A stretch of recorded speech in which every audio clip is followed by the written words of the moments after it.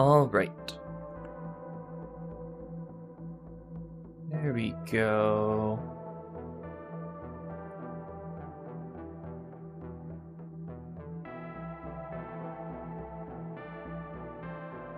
Stream settings should now be as I prefer them.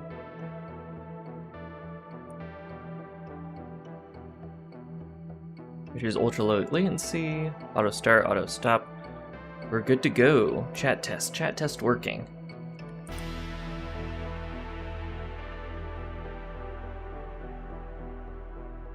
Alright, what are we working on today? So today, I guess it was early today before I went to sleep. So I would say last night, but it was this morning. It has been a while since I've actually really locked in and worked on the scripting language. I've just been really conflicted about which way to implement certain things, and I've been conflicted about them long enough that I've lost a fair amount of momentum from when we first got JIT compilation working.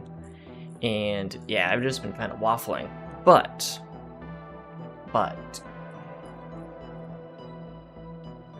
I recently got burst of motivation, and I've decided how to handle some things. And it's mostly like me going, oh no, this thing won't be very performant, or this thing won't be very performant. And they will all be more performant than other languages, but I'm like, but it could be more performant. So what we're going to do this stream is pick up where I left off this morning, which was I removed a bunch of the direction I was going with memory management the last time I streamed, which is oh, we're gonna upgrade to 64-bit pointers instead of having only one table of pages. It's going to be indirect, 3 pages, and we're going to have different binding regions for function pointers versus regular pointers. And we're still going to need to do that. We're still going to need to have different binding regions and whatnot and all of that. But actually, we might not need different binding regions. There's no reason why we can't have function bindings be entirely separate table and just add another function argument. In fact, that's what I might do.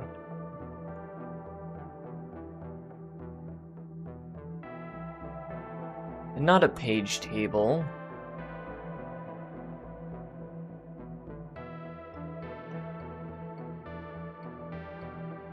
Instead, this is going to be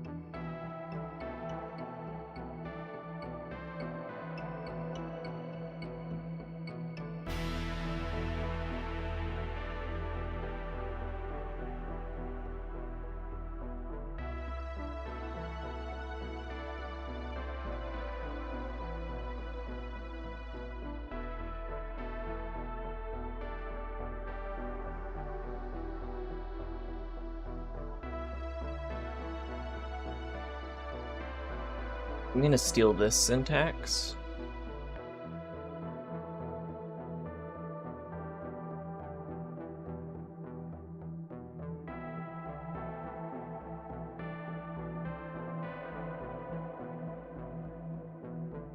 And have this be U64 as our memory address. Actually, wait a second.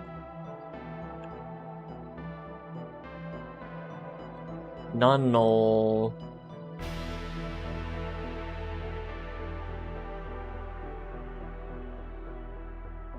And just say, yeah, function.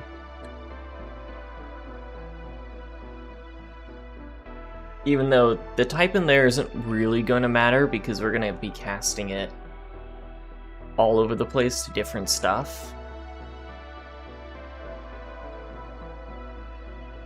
So honestly, this could be a page table as well. Yeah, let's just have it be a page table.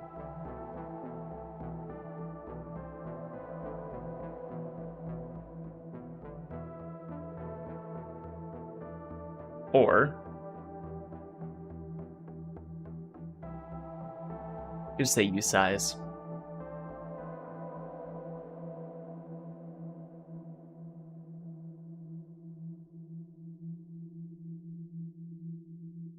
There we go.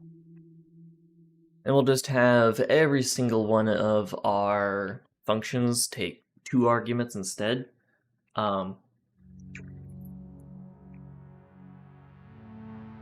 First, a pointer to all of our bindings, all the memory bindings they have access to, and then a second that's a immutable pointer to all of the function bindings they have access to. And we're not going to mix them, because mixing them is dangerous, and I don't want to do that.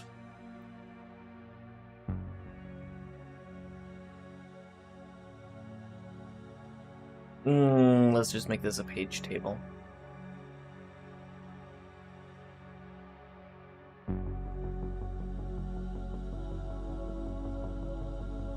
I guess it could be a mem table.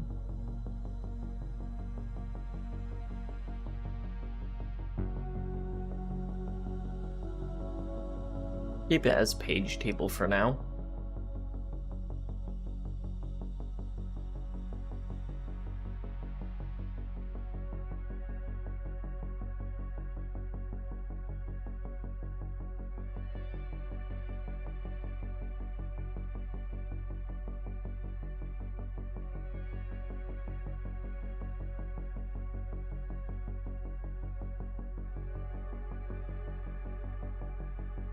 And I think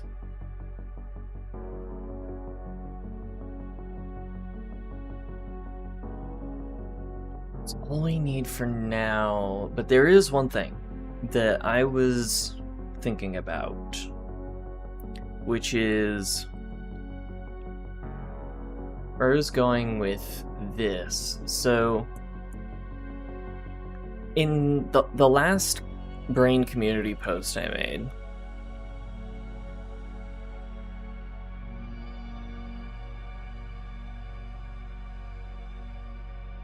so in this memory management post, what I laid out was we have a binding set, which is this thing here, this binding set. And what this binding set does is this is a per thread, not per thread actually, this is a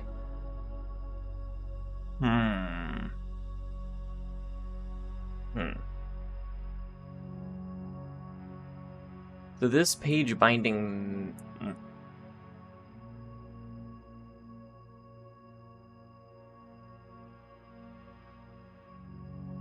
I'm tempted to make this a per job thing.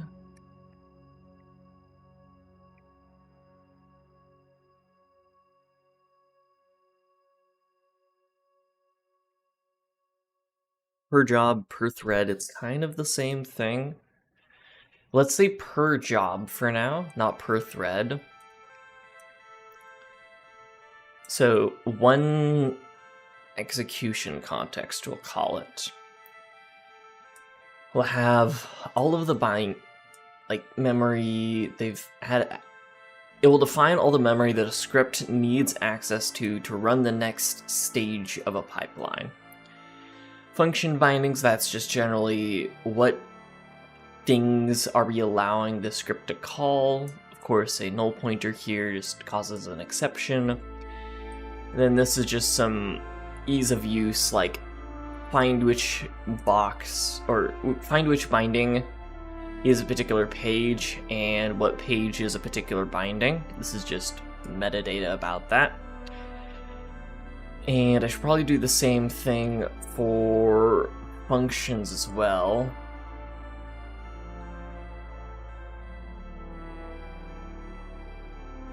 Something like that. But I won't add it in here yet because I don't need it. Arguably, I don't need the page binding map yet either. That's something I'm trying to do this stream as well, which is don't pre-complicate things, because I have been pre-complicating stuff a fair bit, and I want to get to something that's working, and then we can complicate it once we actually know how we need to complicate it, because I've been over-designing and underwriting. And I really want this working within the, like, as soon as physically possible. Because I want to start using it for stuff, because I have things that I want to use it for right now at this moment. Even if that's like embedding the scripting language into Unity and then using the scripting language in Unity as a way to rapidly iterate on stuff. Because once the scripting language is working, it's going to be really good for fast iteration stuff because of the fact that it's runtime loadable. Okay. So anyway, I've been stressed about the language because I want the language to be done. And it's, not done. And the main blocker here is memory. Me not deciding how I'm handling memory.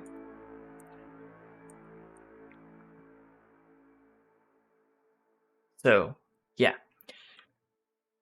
Getting back to what I was saying, in the last post I did on the Brane community, I was like, oh yeah, the way that I've been, since the very beginning, thinking about how are we going to ensure thread-safe memory access, right?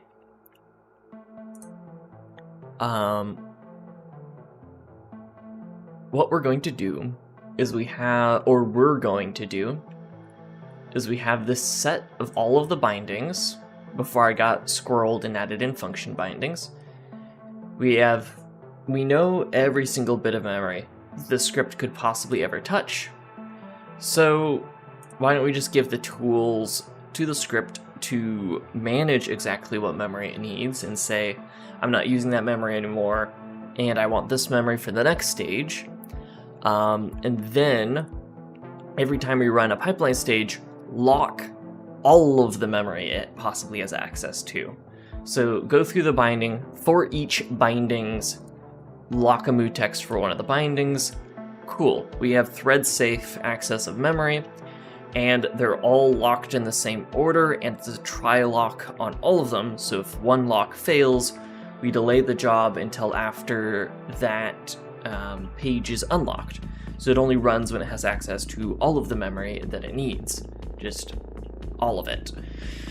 But here's the thing.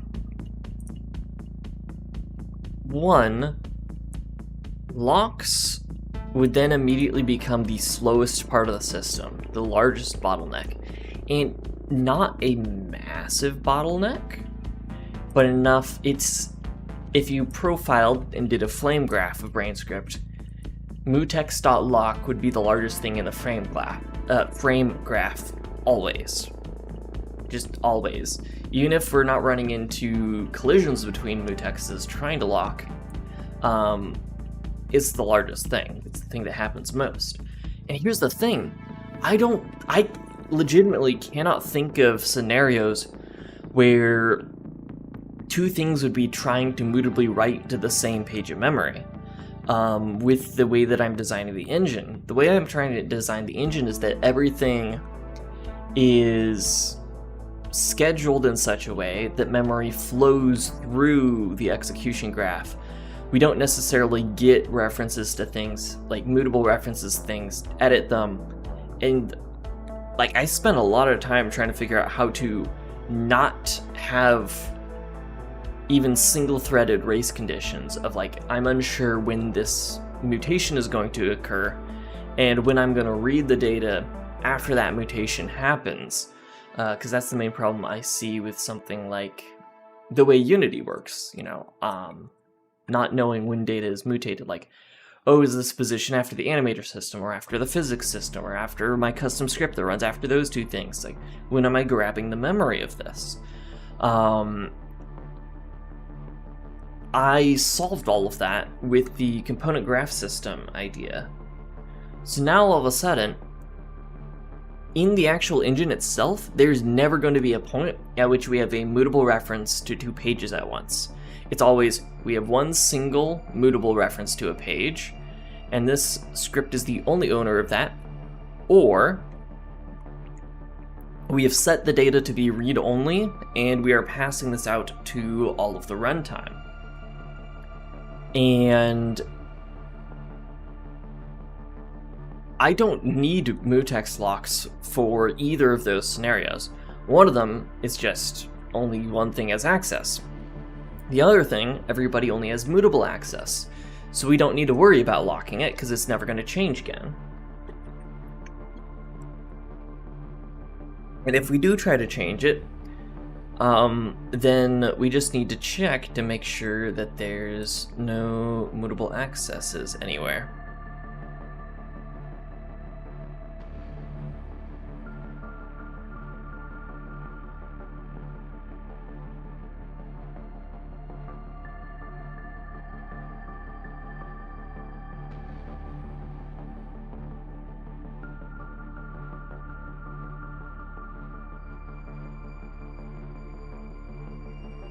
This music gives me Titanfall 2 lobby vibes.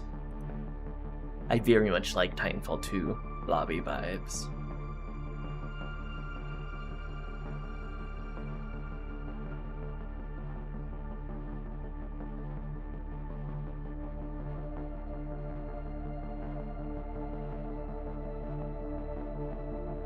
Yeah, I'm also excited. I get to try... I have a demo scheduled tomorrow for trying out the meta array bands, the display variant. That's going to be super interesting to see.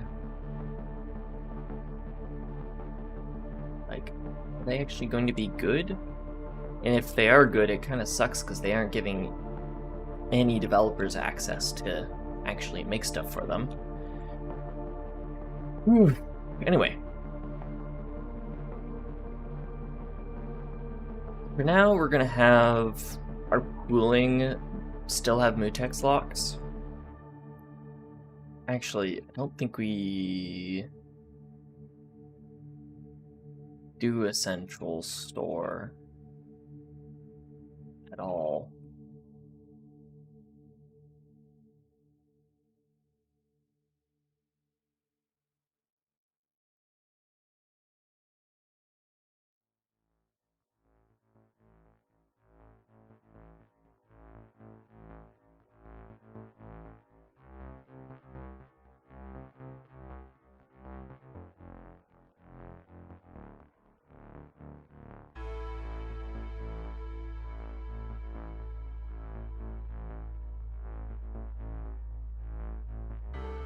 There's definitely easier ways we could create a queue here.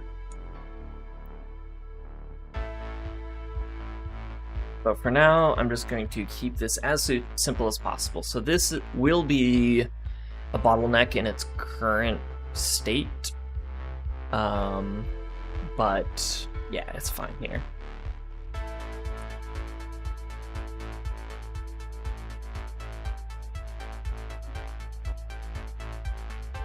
Yeah, so for now we just have unused pages, and that's going to be the only thing that we actually do. We'll just straight up return the page like that.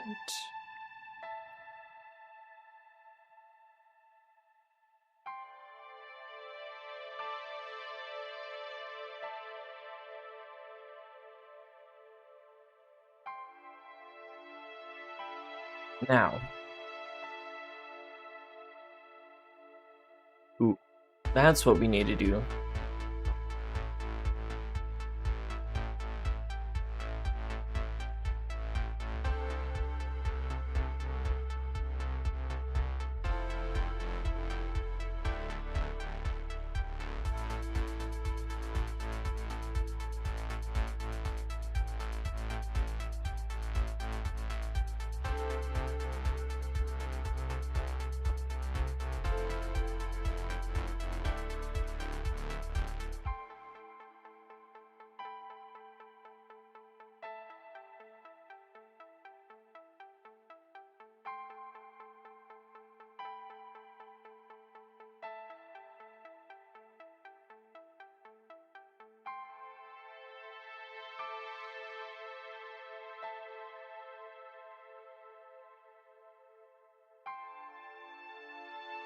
I think I'm just going to arc page.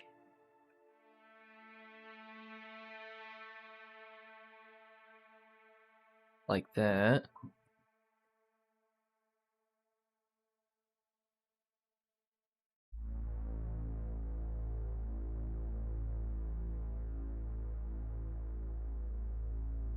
No, the engine will not be fully written in the scripting language. Everything built in the engine will be fully written in the scripting language, but the engine itself will have it will be written in Rust, with as much of the functionality of the engine as possible written in Brane script, but the engine itself will not be entirely written in Brane script.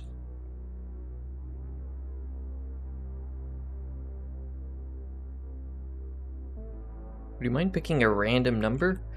In what range? Also, thank you for the $5. It is much appreciated. Let's go with 26, if you don't need a specific range.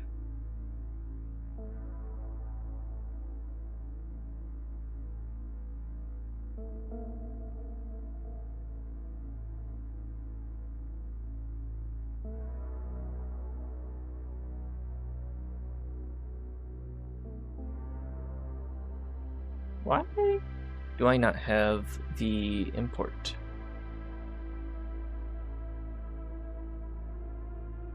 Come on, that's a code hint. Let me use it.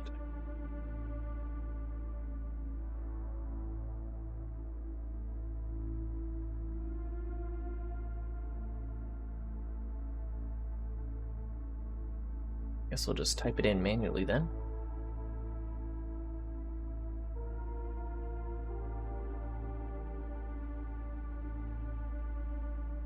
Page ID counter, share pages, right.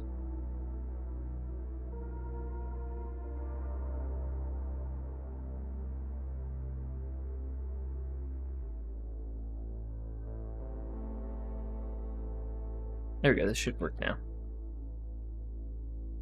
Welcome. Also, you don't need to don't need to donate for every message. I'll still respond.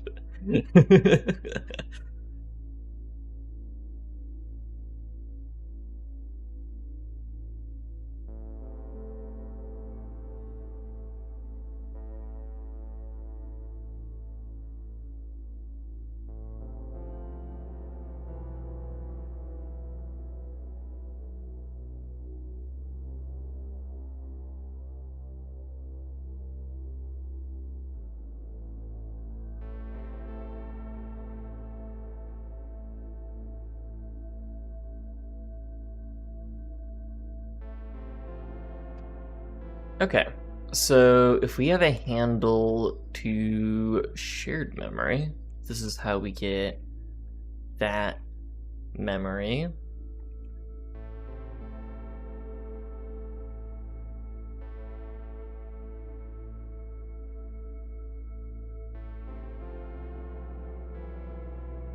By not writing it in the scripting language? Because as fast as the scripting language is going to be, you can make stuff even faster if it's just natively compiled. Yeah, and the scripting language is at the moment nowhere near ready to actually write like a full engine in. Let me put it this way. So you have the rest of the engine, the scripting language then ties into the rest of the engine. So it wouldn't make sense for the engine to be in the scripting language itself, because the scripting language is designed to be inside of another program, as opposed to writing a program in it. Like, I'm explicitly not designing it to be something you write programs in. It's very much an embeddable scripting language.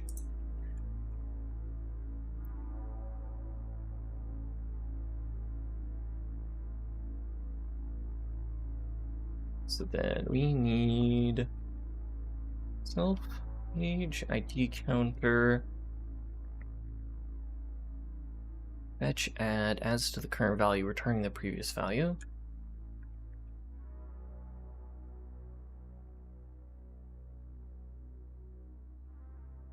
Then the ordering, we're just going to say ordering lazy.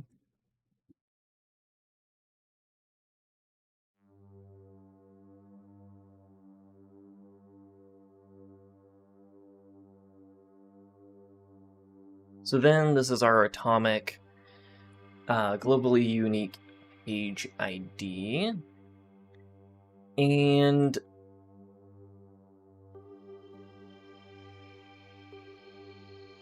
I think when we allocate a new page, we still want to actually use a new ID. Because I very much want, like, if you accidentally reuse a previously deallocated ID for a page, like if you explicitly freed a page or a page got dropped, I want that to result in an error.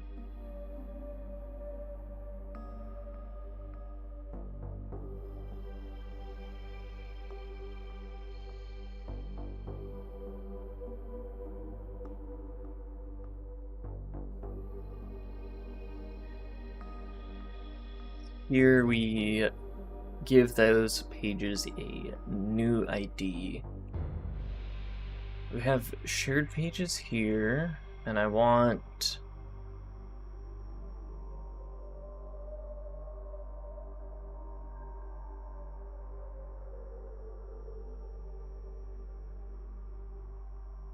the concept of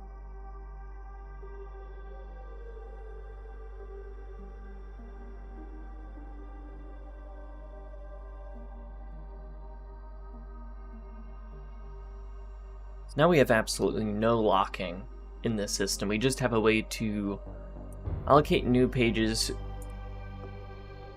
into the current context.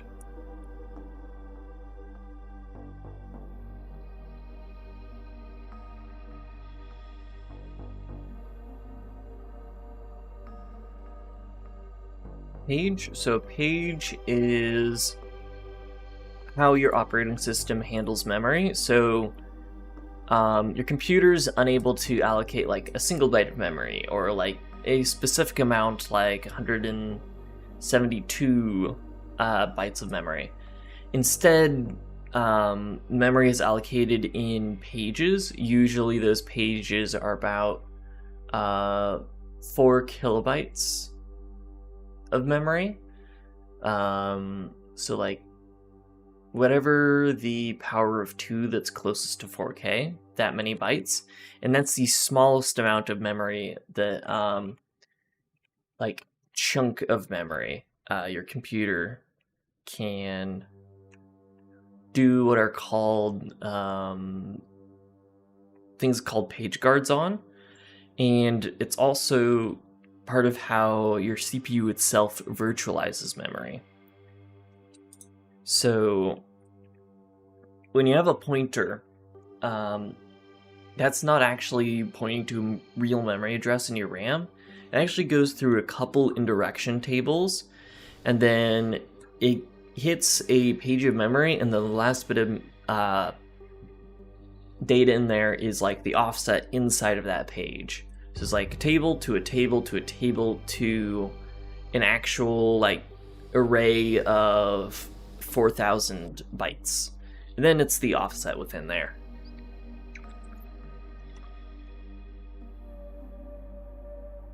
And you might say, huh, that sounds really similar to how you described your memory system would work. And yeah, I kind of accidentally recreated the way that that works.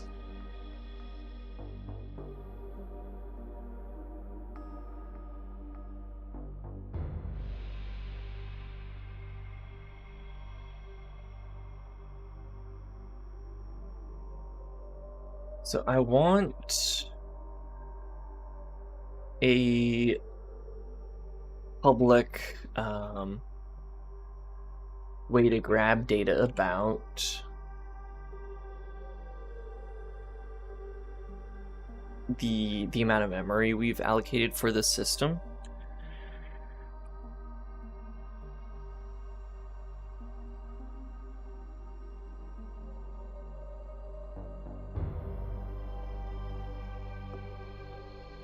I don't want U size, I size, I want U size.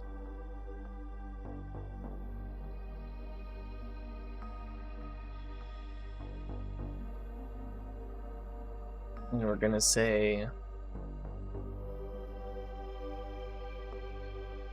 total alloc in use, or actually, let's say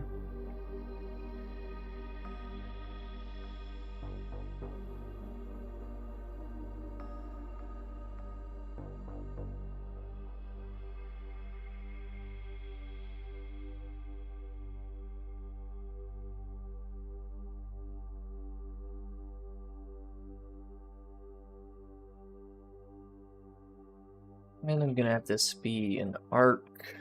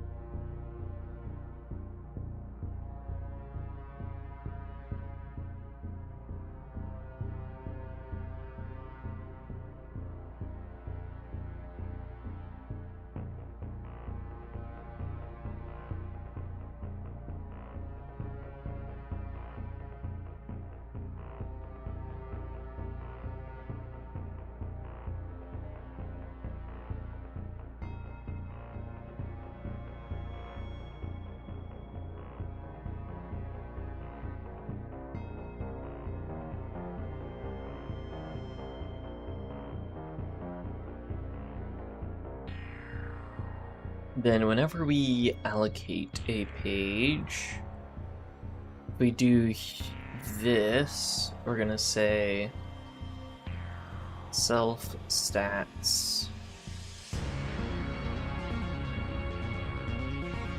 hello alloc add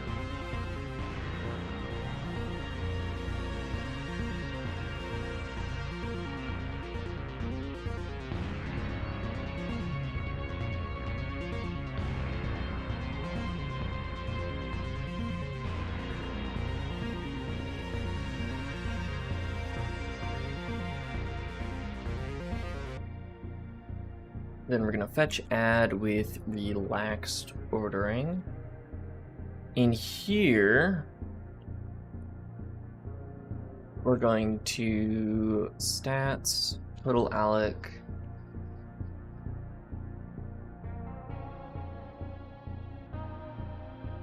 and we're not going to mess with total alloc here. We're going to say unused, fetch subtract,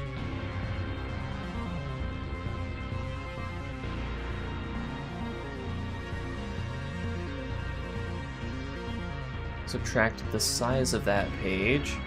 When we free a page,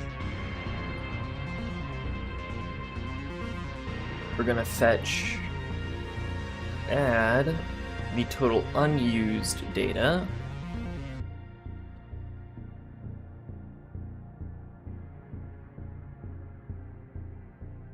And we're going to do that before passing the data to unused pages. So now we're keeping track of where all the data be going.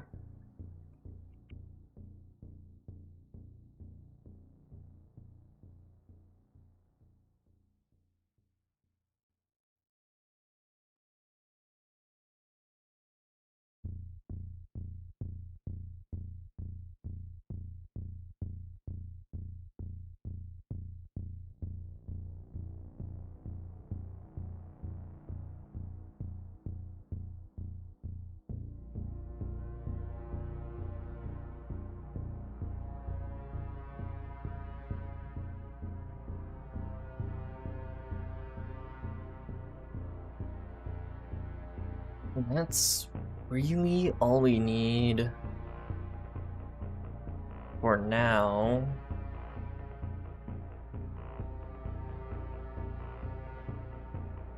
Of this.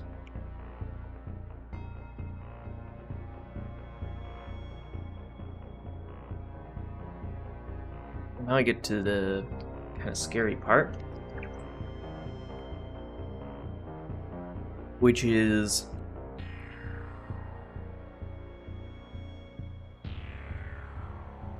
I guess I have to write a runtime now, like the way that the scripting runtime actually. Now we have to write the part that runs things. Is kind of what I've been avoiding.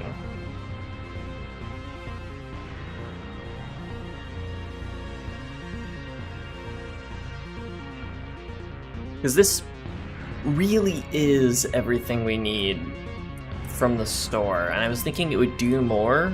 Like, I was thinking it would do a lot more. Yeah, this allocates pages just fine. I mean, if we really want to, we could...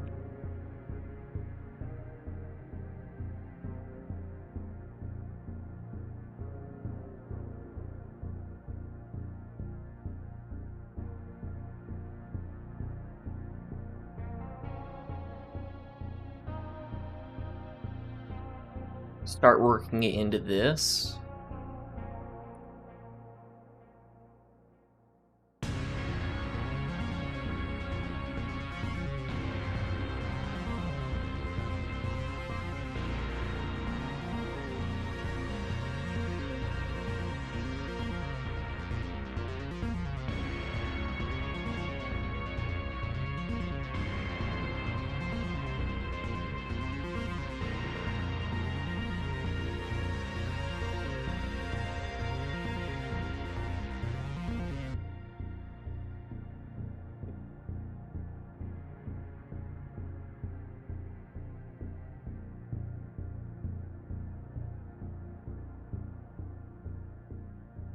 So the main thing we want to do to test this out here is actually, if I cargo check this,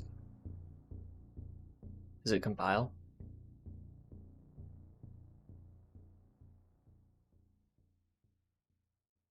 Yes. Okay, this is the strat. We're gonna slowly keep doing stuff until we have less and less stuff in this main function and more stuff in an actual runtime. So right now, we're manually like calling all the JIT stuff and manually allocating memory. We don't want to do that. What we should do is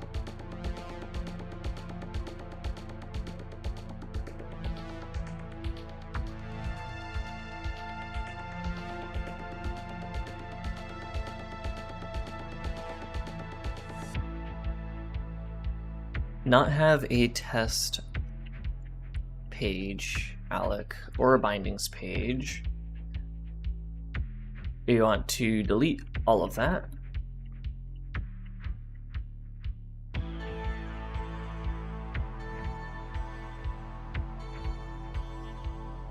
And we want to add let bindings equal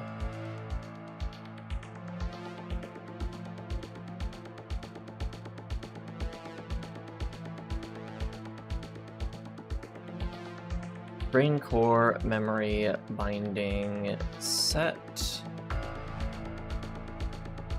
Do I have a new function? I do have a new function. And then we're also going to say let store equal Brane core memory store new. Now that we have a binding set, what we want to do is let test page indeed alloc a page And this is really just testing that OS level page allocation. JIT, I feel like I've explained this to you before. JIT is just-in-time compilation. So that's when you have a compiler in the code that you send to a user instead of just using it to create the code to send to a user. So just-in-time means you compile the code right before you run it, instead of ahead of time AOT compilation.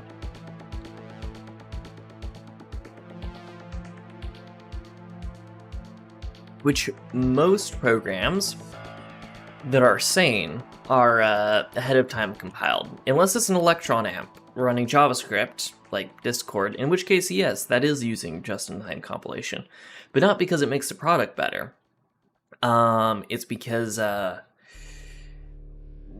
web dev in native app. Okay, bindings. So now I need to decide what my interface for binding a page looks like.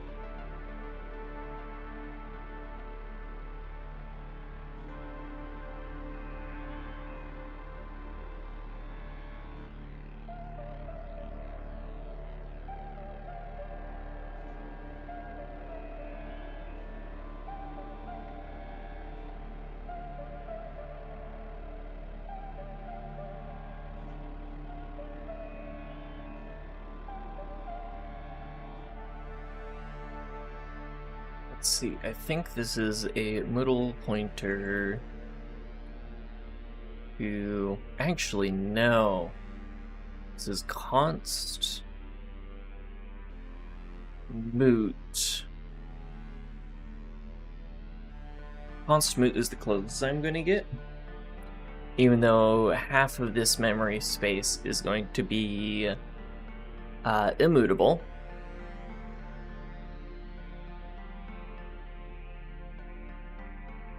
Yeah, const pointer to mutable data U8.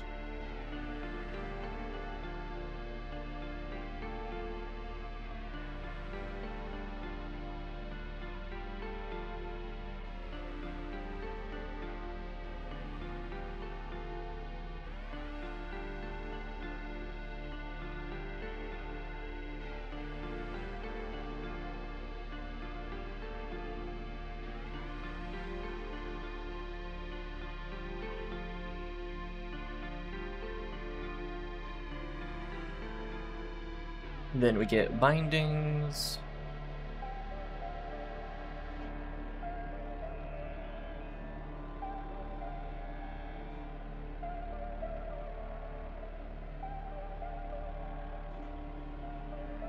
And then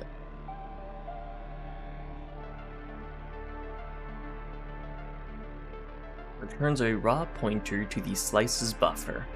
That's what I want. Hello. So does that mean the scripts are interpreted? No, it does not mean the scripts are interpreted. Just-in-time compilation is actually explicitly not interpreted.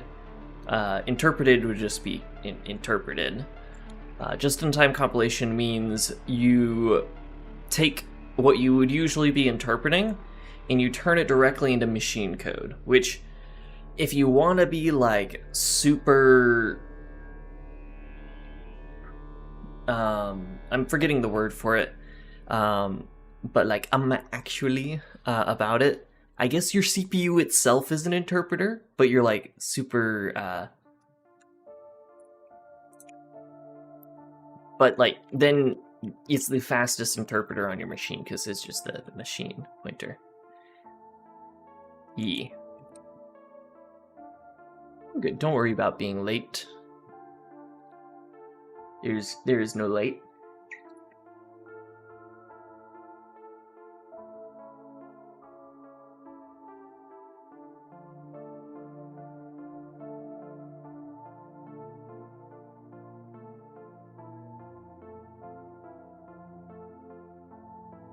So this can safely be transmuted.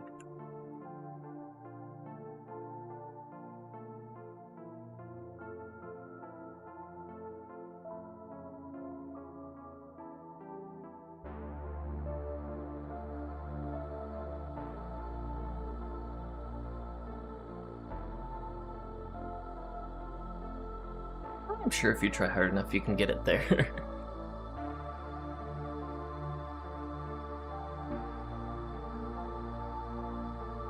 Okay, so this is the bindings pointer that we pass to our actual function. I'm going to do the same thing for the function binding pointer.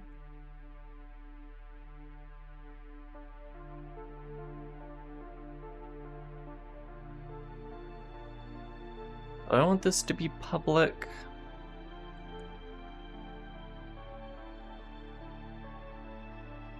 I am not sure.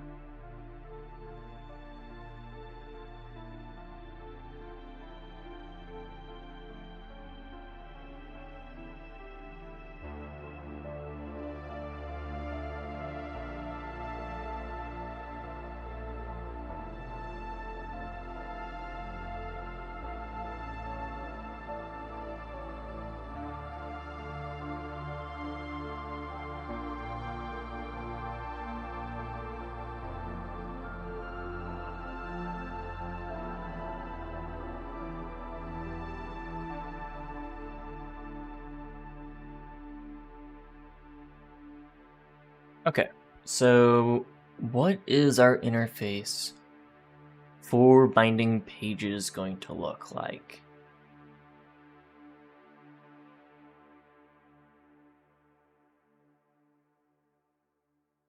Because this binding set, when it's bound, the script owns it. Unless it's immutable, in which case it doesn't own it. So you need a public function bind page mutable.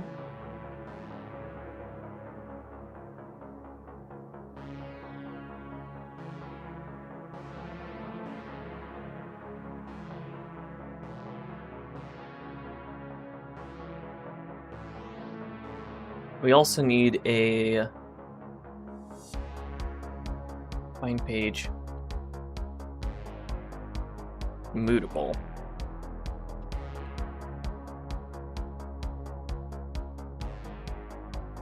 And then here we need a page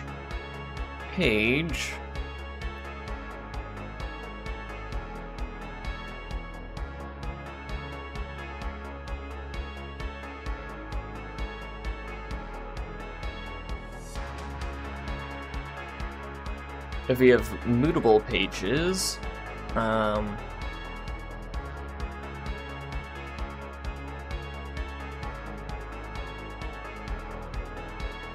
do we do that? How should we handle this?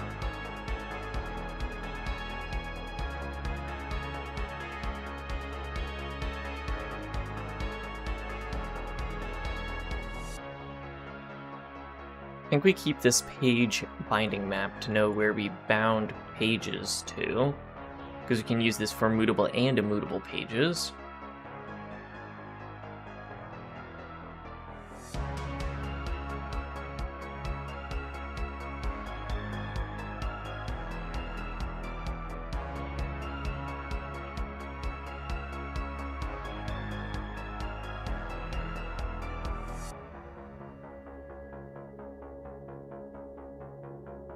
I just do a vector of pages.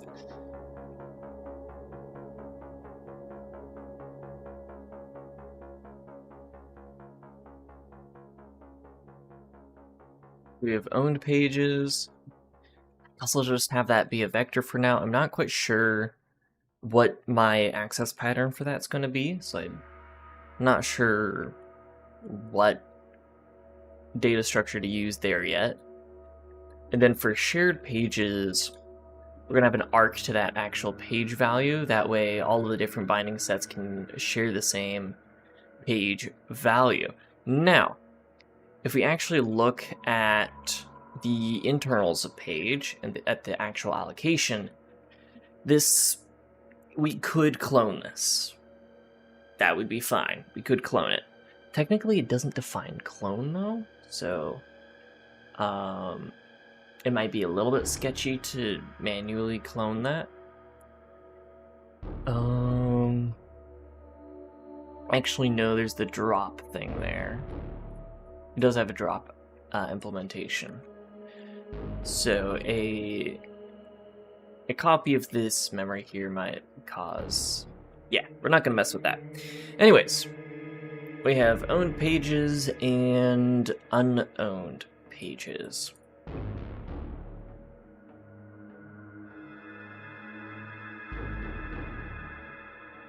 Page clone is not satisfied. Binding set should not be cloned.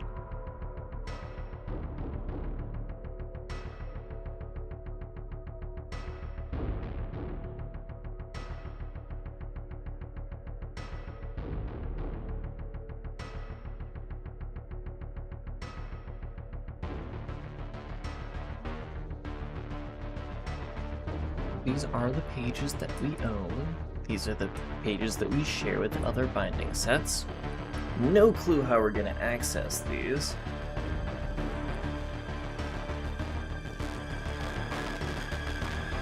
But I know we need to track them.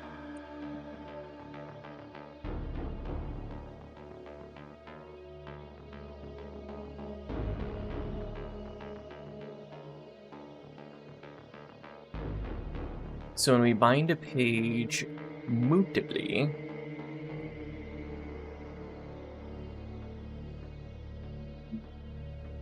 that is something we need to do, is figure out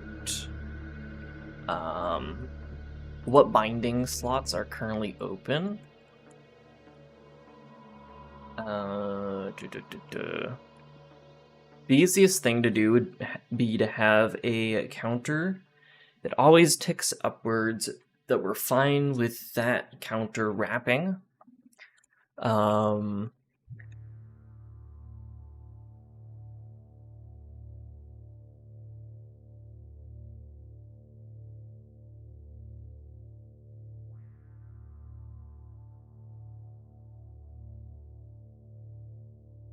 going to call it next owned binding. This is a U16. The problem with this is this will never go above U16. Okay, I just have to implement wrapping manually. That's what this means. The other thing is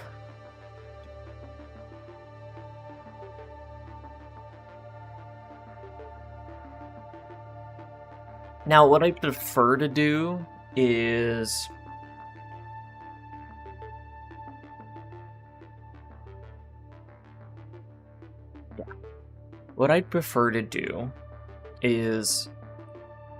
always use a new index. There's two different approaches I could take with this. The efficient thing to do is to pool bindings.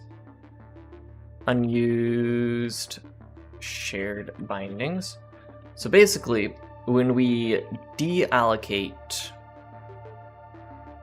bindings, there's no guarantee. We want to keep the bindings as contiguous as possible. So that means multiple bindings in a row that are free, basically.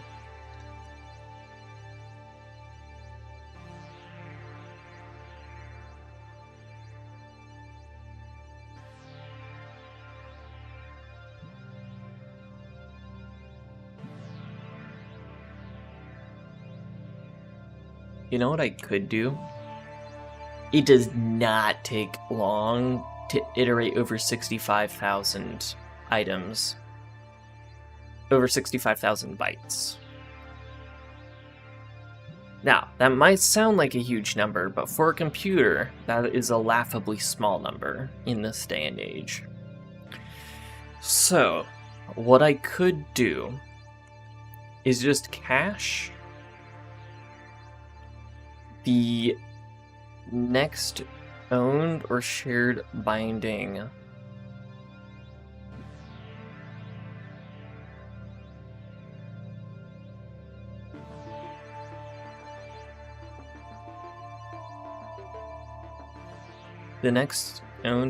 binding, and this could be a U16. It's going to be faster if I use a U size and be easier to deal with wrapping, even if this is going to be truncated into a 16-bit int when I pass it to the runtime.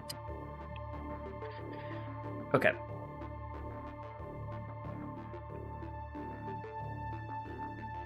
So what I'm thinking here is when I need a set of bindings,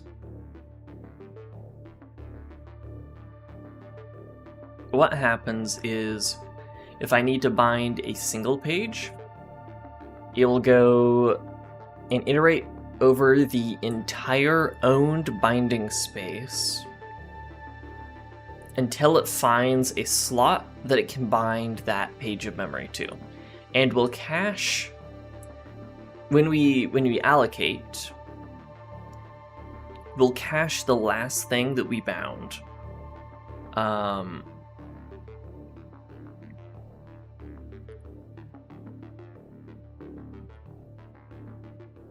Actually, no. We will cache the next binding. So we'll just index +1, basically.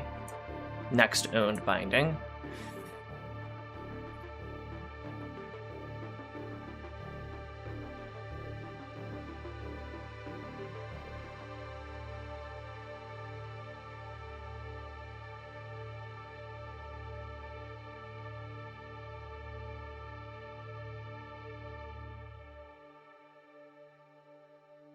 And then if we need a vector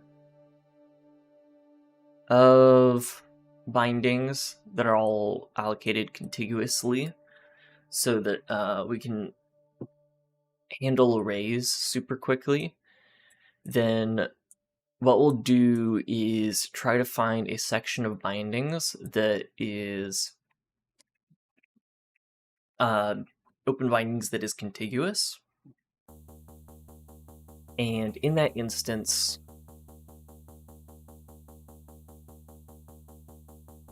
we'll find them.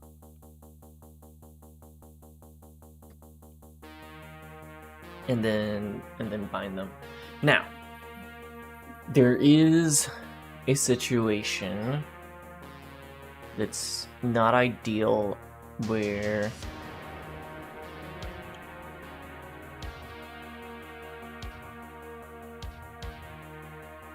what if we have super fragmented memory in this binding set? Like, what if we just have really fragmented memory? Then we might start failing to allocate vectors, and then there's nothing we can do about it, because we have defined that we can't shift memory around.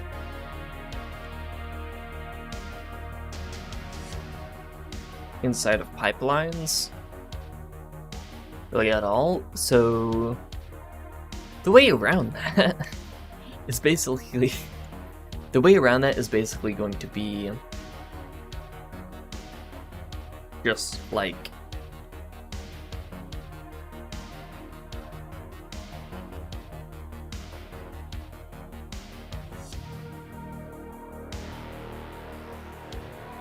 don't allocate huge sections of memory. Don't fragment your memory in super long running pipelines, basically.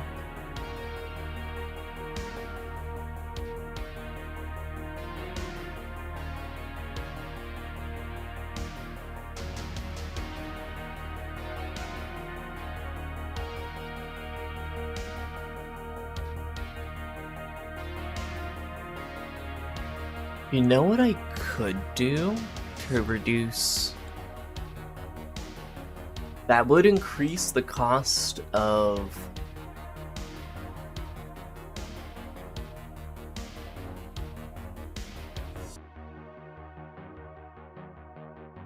I like this idea. That would potentially increase the cost of actually binding stuff. But I'm gonna say when we unbind a page,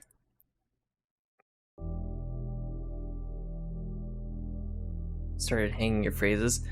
Yeah, that's because I'm not finished with them in my brain either.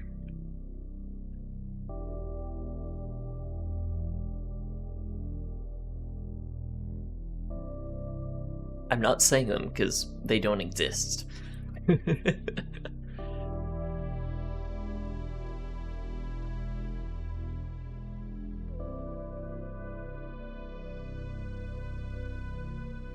I'm basically trying to figure out how to not cause errors due to memory fragmentation where we need to allocate several bindings or bind multiple pages to a script contiguously. So basically all of these memory pages need to be bound together. And if you have super fragmented memory, we might not be able to find a set of bindings together that are contiguous like that. And that would cause issues because we wouldn't be able to allocate them. And then we would get an error, your script would crash, not because of anything you did, but because of the runtime. Well, kind of because you've super fragmented the memory on a long-running pipeline. That's what binding is. It's a page of pages.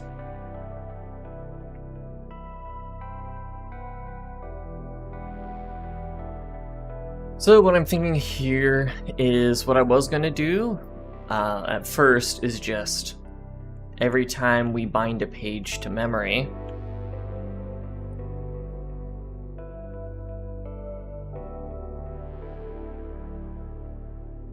each time we bind a page,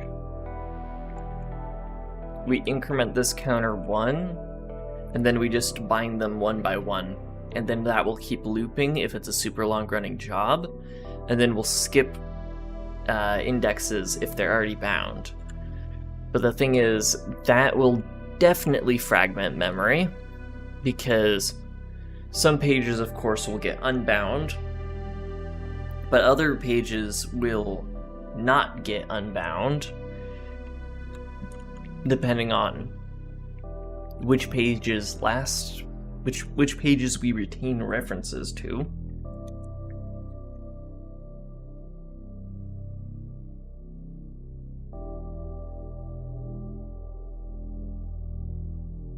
So do pages scale more like a tree the more you have? No, I was considering that for 16-bit style pointers, but I don't want to deal with the complexity, and I don't think it's necessary. I don't really think there's going to be any good situations where a single script needs to synchronously access 4 gigabytes of memory at once. I guess it would be 2 gigabytes of memory at once, mutably or immutably. If it's doing that, it should probably do it over multiple frames, and if we're doing it over multiple frames, you're not accessing all 2 gigabytes of memory on that one update tick. So no, not for shader stuff. If you're doing shader stuff, it would be a lot of small pieces. There's not the only situation that you'd be dealing with data that large is like iterating over a massive texture, but there's going to be runtime constructs to only get slices of data instead of all of the data at once. And that's probably what you're going to want to do for huge iterations over data, is let it take multiple frames instead of one. Yeah. Anyways, what I think I'm going to do here is whenever we deallocate memory, to reduce fragmenting, we're going to reset this binding pointer back to where we just deallocated memory, and that will shift all of our bindings to the beginning of the bindings map.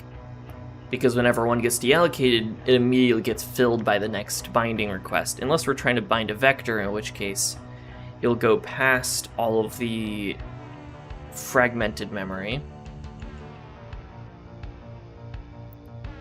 Yeah.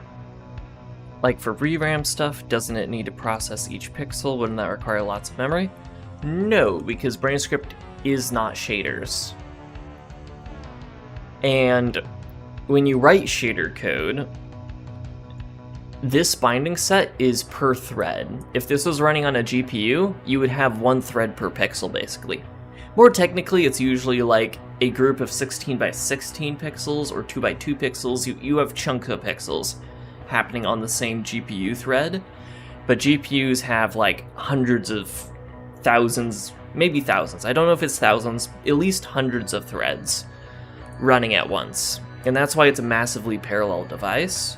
So in the context of if I had some form of BraneScript running on the compiler, I wouldn't have it running in my runtime. I would directly compile it to SPRV, SPR5, whatever it's called, the bytecode that Vulkan uses. Then I would just run that on the GPU instead of having a whole sandboxed runtime, because the GPU already does all that sandboxing stuff and whatnot. So no, there's no situation where we're doing any shading stuff with this runtime I'm writing now. Because shaders don't run on the CPU, they run on the GPU.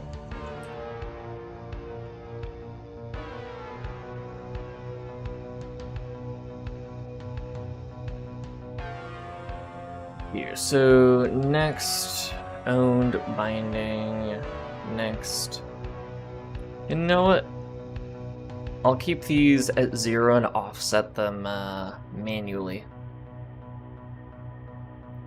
Vulkan and OpenGL, yeah.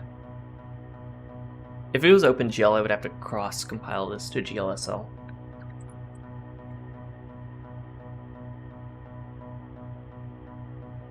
I think.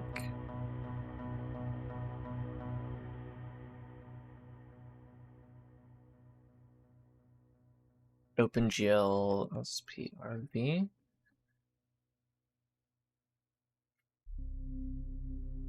Does not work with GL. Or does work with GL, but drivers can be quite finicky. So you can use that in OpenGL as well, but you probably want to cross-compile it to GLSL, but then like, compatibility is super weird. Do you need to write your own JIT, or is it a library? So I have two backends. Recently switched over from LLVM, low-level virtual machine, which is what CLang uses, or Clang. Also what Rust uses as its backend. So this is literally the library that compiles Rust, but you can get it to do JIT stuff as well as outputting binaries. But then instead, I'm switching over to CraneLift, which is actually what a lot of WebAssembly runtimes use, or at least one. It is literally written for a WebAssembly runtime. And that's what we're using to JIT compile stuff.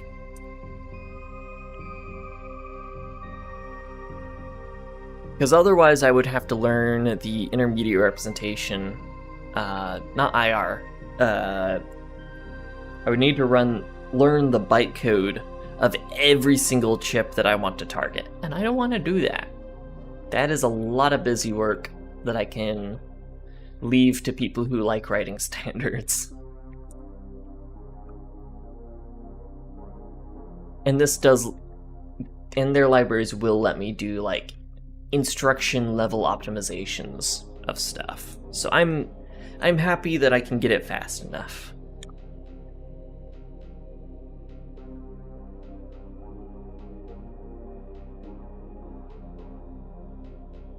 Okay, so when we bind a mutable page, do we want mutable pages to be the lower or top half of the bindings? It really doesn't matter. Let's have it be... Depends on if I want to do an or an and operation on the bit code.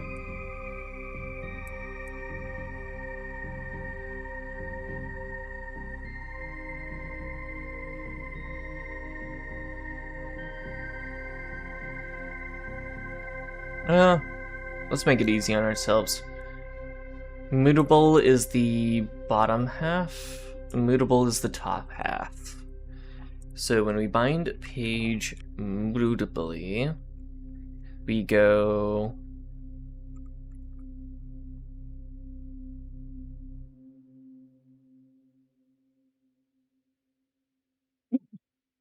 excuse me.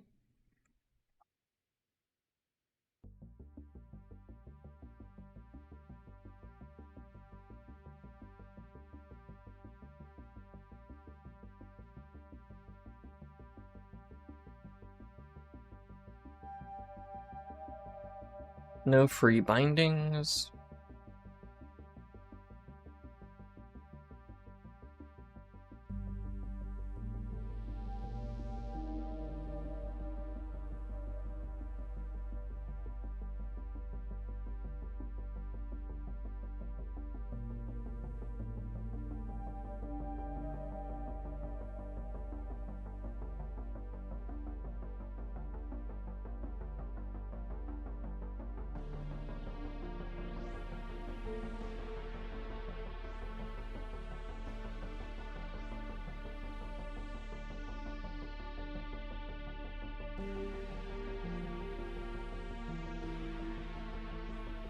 I would say intelligent way to say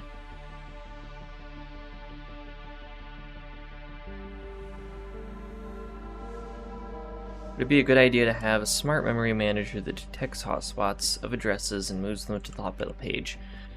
No. Position in memory doesn't matter for speed. Well, alignment within page boundaries does matter, and we're already doing that. So aside from that, any position in your memory is fine. What does matter is the closeness of memory to each other within the size of a page, because your CPU has the ability to have a certain number of pages within your register, within its caches. So yeah, mostly it's like if you're operating on tons of data, you want that data to all be packed into the same pages. But outside of like pages, it doesn't matter what page it is or where in a page it is. It's just which pages is the data in. And is it fragmented across multiple pages or not?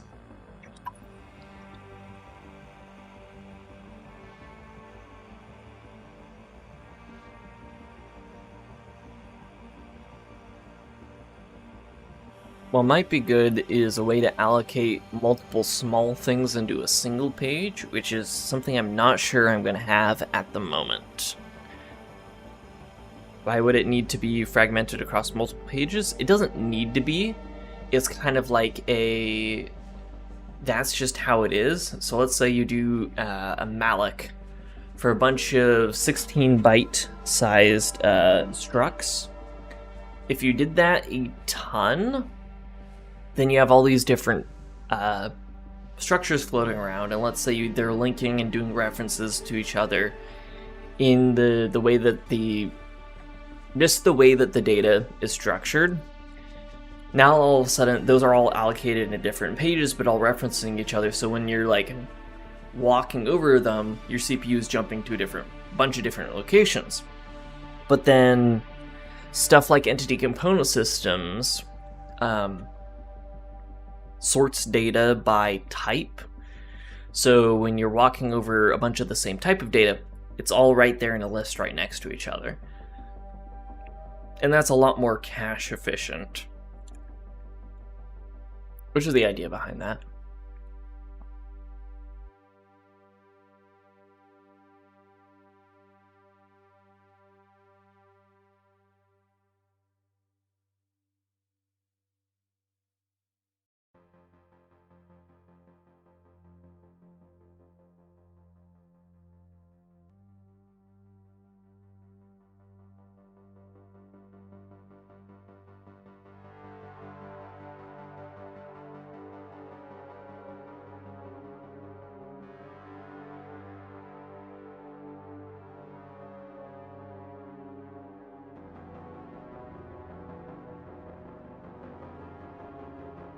Say moot self, and we're going to return a moot array of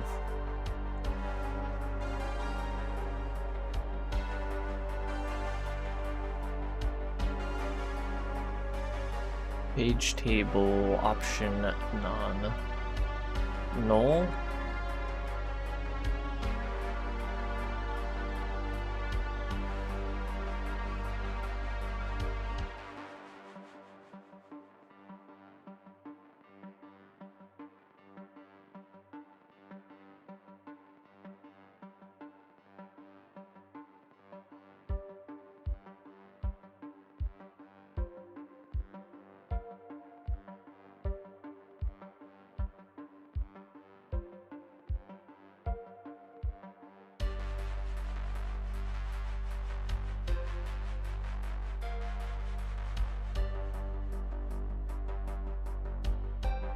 You know what? I am literally just not going to do anything fancy here. To start out, we can optimize this later.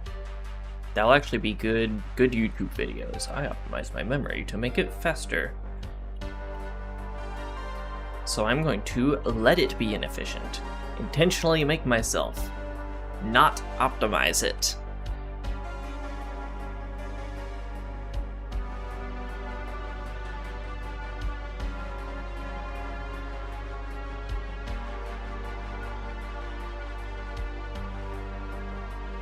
We have a search region, and we also have the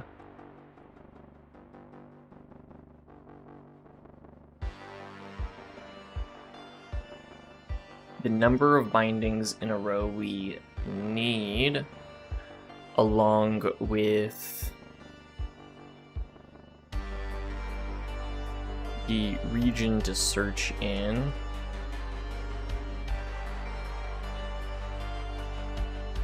"5 hours on a single presentation day, and tomorrow I've got to make another one."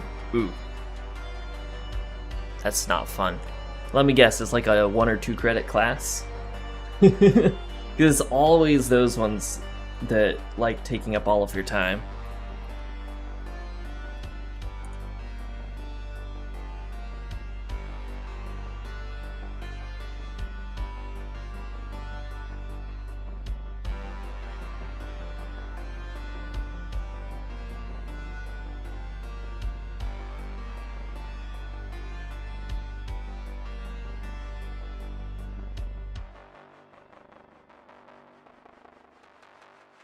Start in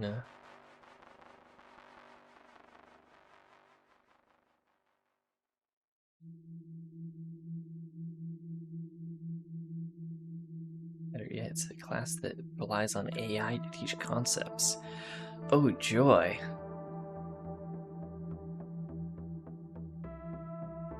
Resomat was supposed to have gotten a performance upgrade. So yeah, they didn't do anything with their scripting language. What they did was they upgraded from the mono runtime, or actually no, not mono runtime. They upgraded C#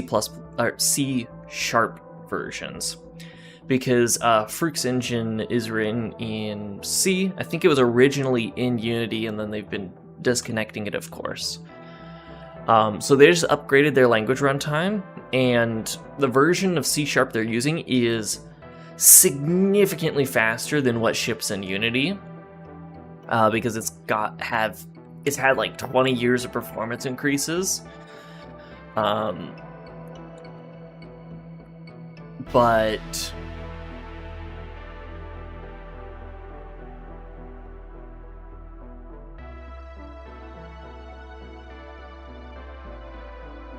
Their scripting system is entirely interpreted.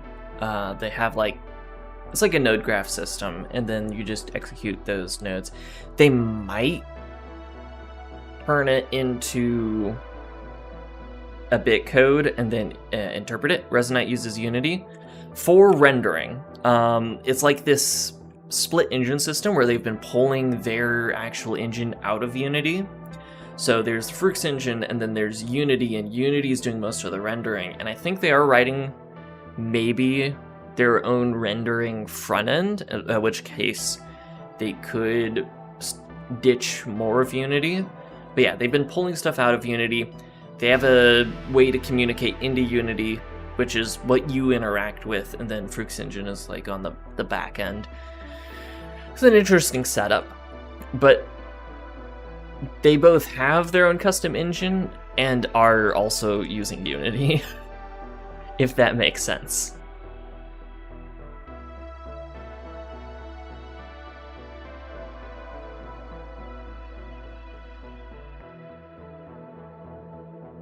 Even that, there's no way. Oh, yeah. So C# is still technically an interpreted language, though it can get JIT compiled and ahead of time compiled. In fact, if you ever hear Unity devs do like IL2 CPP, that literally stands for intermediate language of C# to C++. So that's turning as much C# code as they can directly into C++ and then directly compiling that. But this is inherently significantly faster than interpreted languages by orders of magnitude. And unless they do something like embed WASM, then they're not getting faster than this. And even then, the reason why I didn't go with WASM is because WASM doesn't have a ergonomic or fast way to share memory between multiple things, which is literally what we're doing right now, is the ergonomic and fast way to share memory between different scripts compiled on different stuff. But yeah.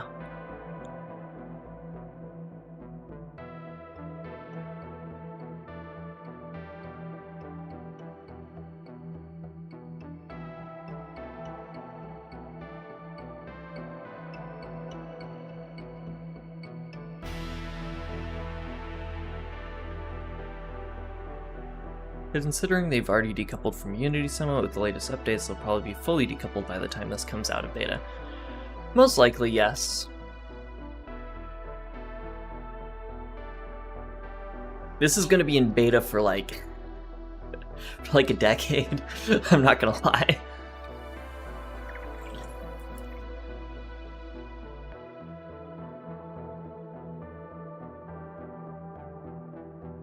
They have fully released non-beta products in that time, for sure, but yeah. Okay.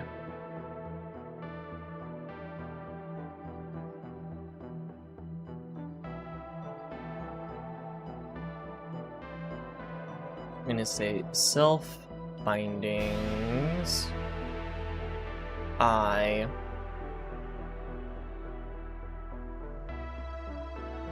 and then this is a box of page tables, which are options.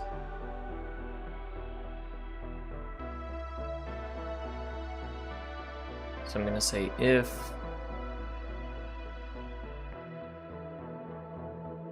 I'm going to say let all three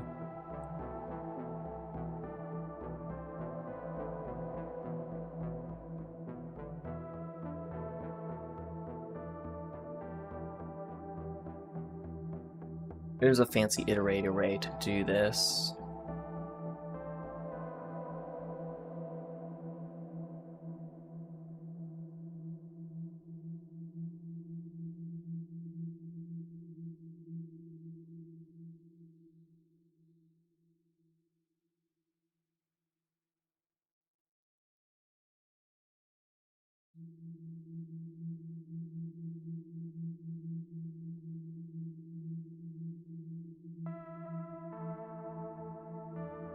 there a way to say all and then have a test if every element of the iterator matches a predicate? That's exactly what I need. Let's go!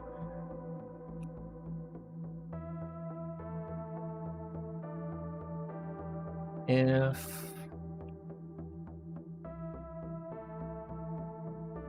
X slice iterator all, we're gonna say binding B is none.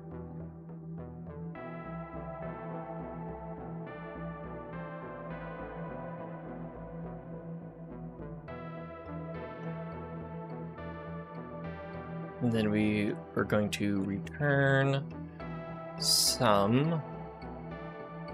And then this is going to be start. Actually, let check range.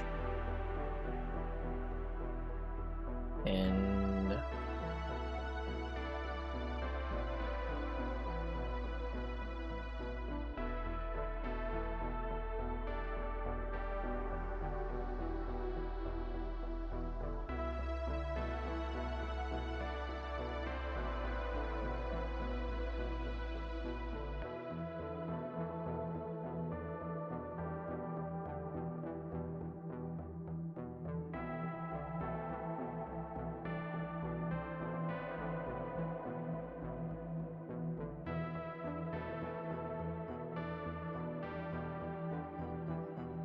okay, this is going to be the check range as well as the check slice.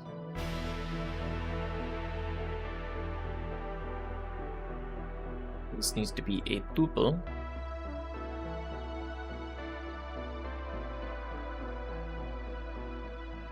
Otherwise, this returns none.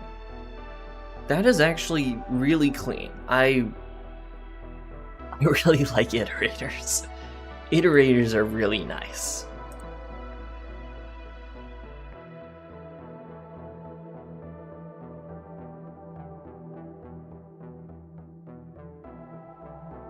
So if we do self find free bindings in range, and we just need to find one binding in the range of 0, and this is mutable, so it's 0 through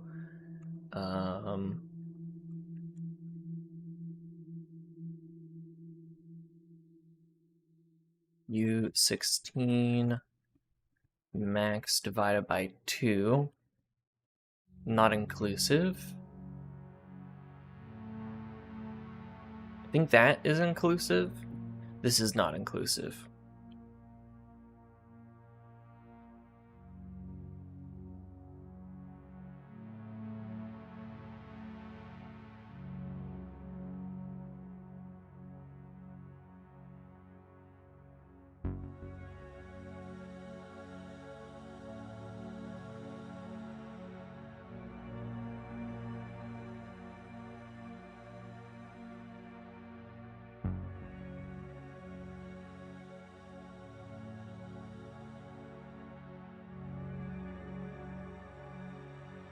So then we're gonna match none to, or we're gonna map none to be not an invalid handle.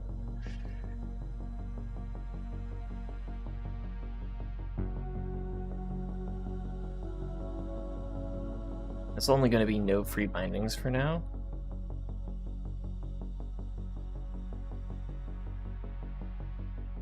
Clone, copy, debug.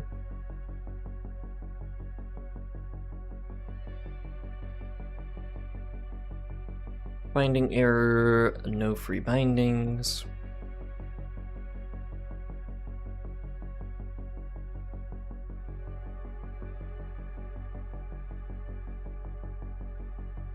Then sum, and this is going to be range. Actually, we don't need to worry about the range. Oh, actually we do. Range and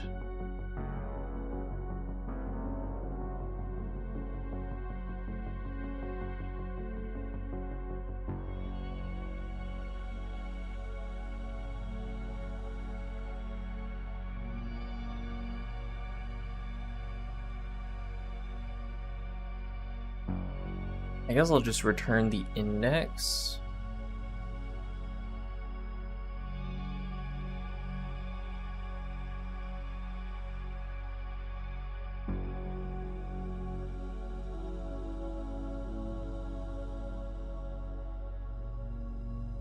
Yeah.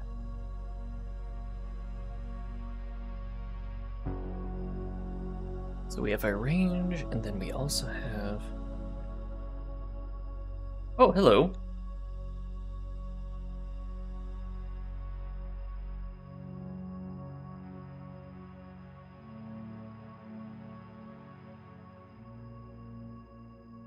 Oh, oof. BYU's doing online degree stuff with AI. It's kind of cringe. I guess I'm lucky because when I did stuff through them, it was pre-AI.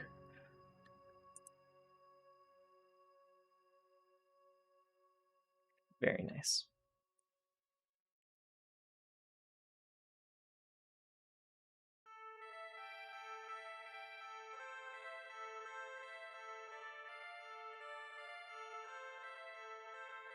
Hey. Well, here we are. We're stressing over very small, minute things. Getting memory working. Or, yeah.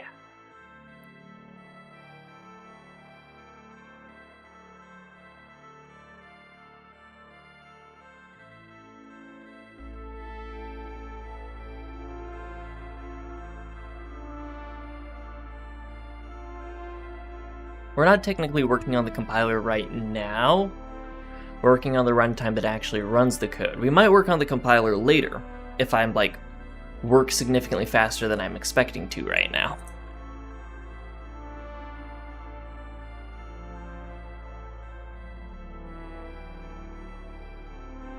And the range is bindings, so...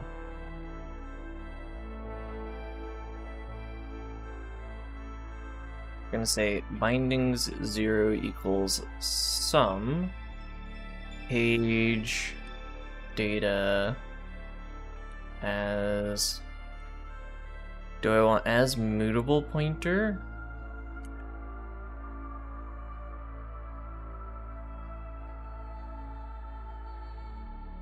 Is this returns non-null pointer to U8.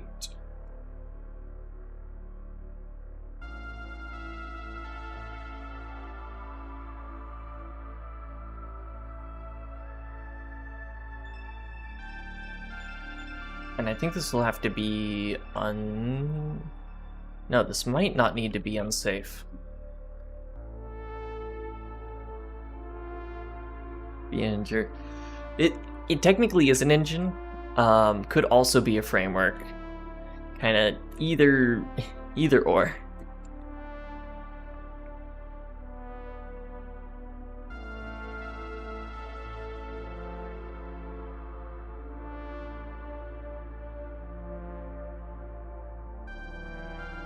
I mean, it's a problem that's been solved more times than compiler development, and also is still just as unsolved. I'm gonna say self owned pages push, and then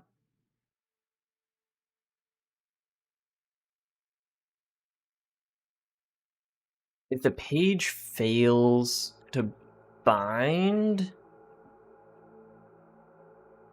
this is just kind of like the program just fails at that point and we lose the memory. So I think it's fine if we lose this page of memory if we fail to bind it. Otherwise, I want to put the page in the error. So if we error, it returns the page.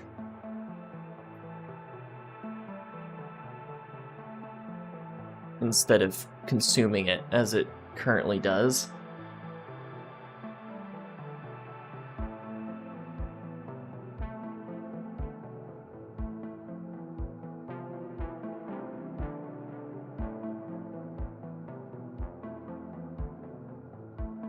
wonder, what do you consider not cool languages?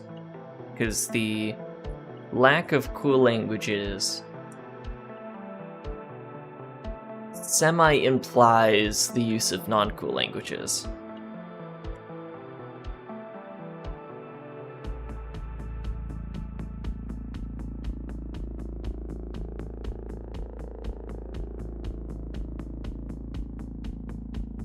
Worst to use TypeScript in Python?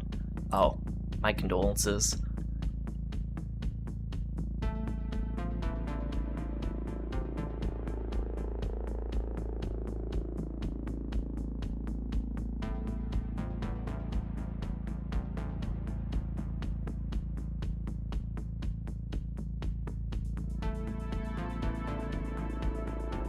Yeah, Python's significantly slower, but it's better designed, so I would actually say I prefer Python over TypeScript. TypeScript's definitely better than... definitely significantly better than working with raw JavaScript. And everybody's like, oh, it's still JavaScript and still JavaScriptisms. There's no use in using TypeScript. It's a sin to use TypeScript because, you know, it's not, the types aren't real. And I'm like, did you know CPUs are untyped? Like, data in CPUs is untyped? Types are entirely made up. We use types because they make our jobs easier, not because they're real.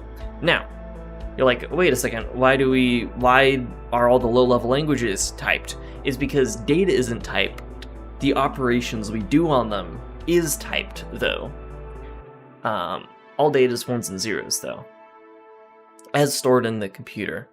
Though I did have a tweet recently where I was like, data is inherently typed, which I think data is, as a concept, inherently typed. Like, this is a 1, or this is a 0, or this is text, or like, that's inherently typed.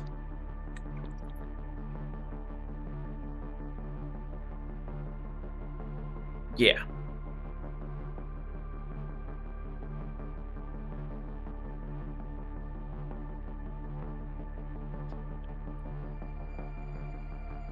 Okay, so we get a free binding in that area.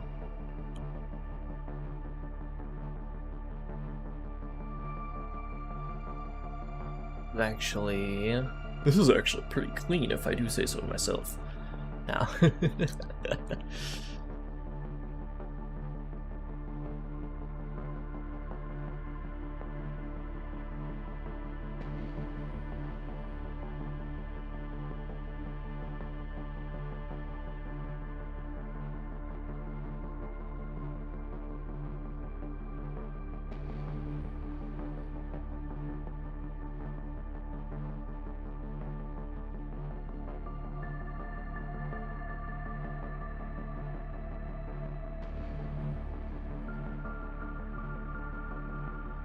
I just realized if this is getting passed into a function, this might get treated as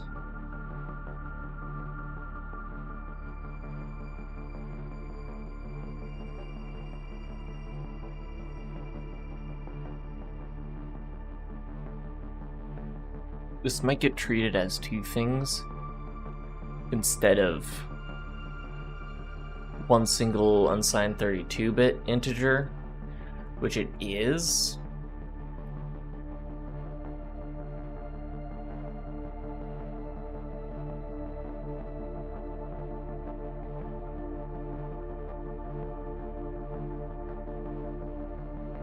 So instead, we're going to need to implement ways to deal with it.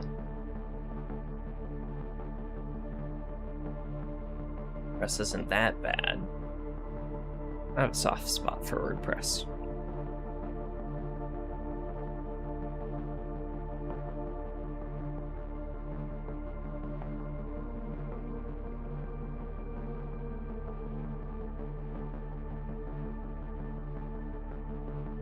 New, then we want to do binding, use 16. And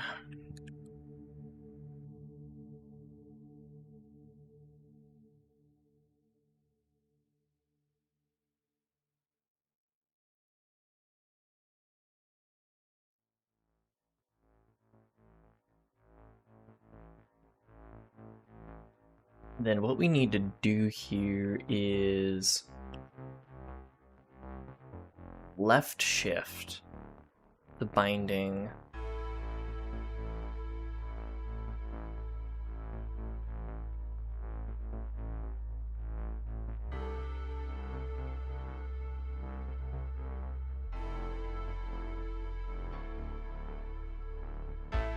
Let's see if I can one-line this. First try. Do I right shift? Actually, I don't need to worry about right versus left. I have this. This is bits. Yep. So we're gonna say binding as U32.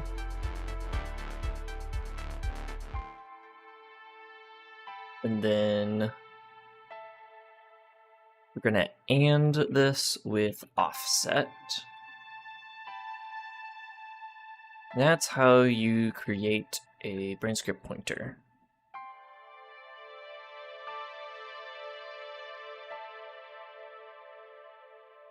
What's your smallest spatial primitive? I will be honest, I have no clue what you're talking about. If you're talking about smallest data primitive, booleans, which is 1 byte.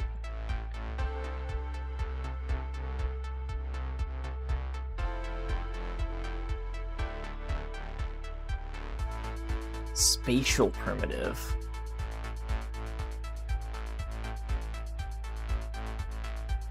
Spatial.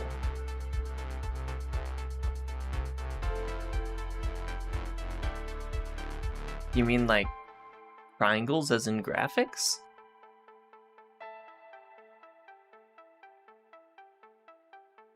Smallest spatial primitive. Smallest allocation is a U16 max. That's the size of Brane script page size. If you mean spatial as in like memory size, this is the smallest allocation.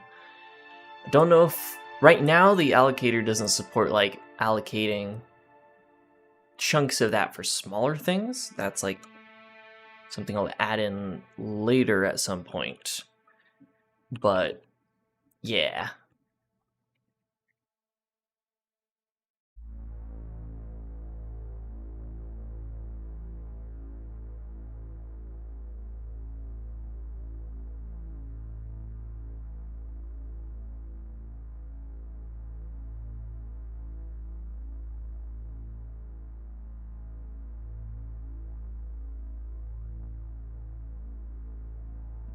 We want to get the binding. We can just right shift this by 8.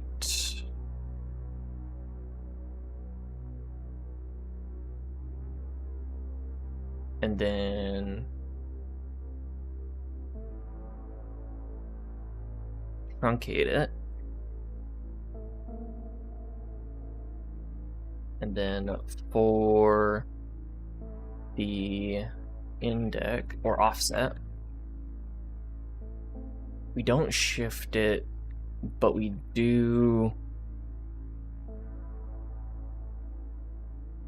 self and is it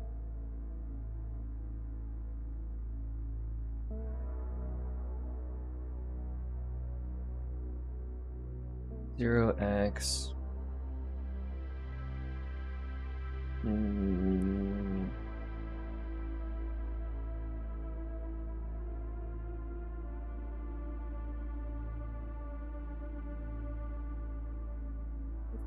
think that will get us the offset only. It's 1 byte. That's 1 byte. U16 is 2 bytes. Should be good. Yeah.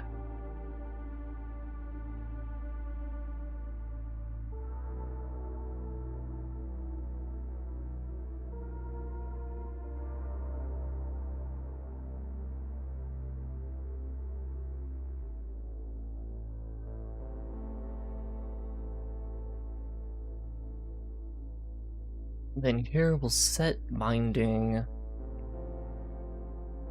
U16.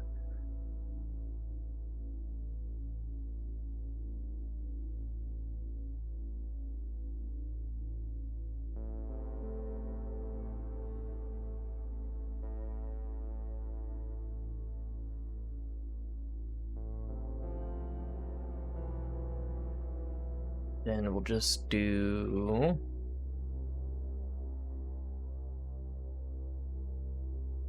binding as U16.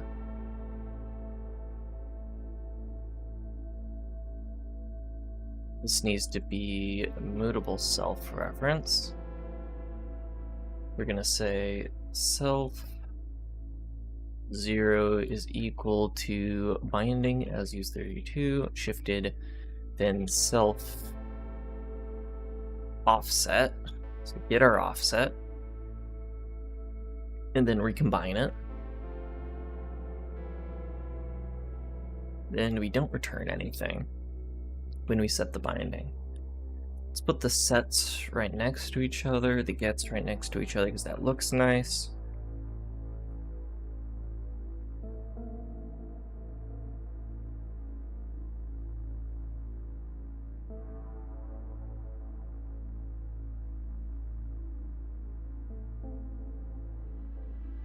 Mismatched closing delimiter.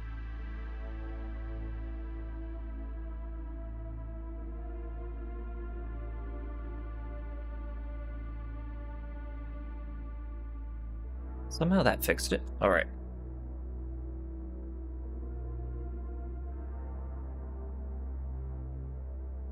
Then here,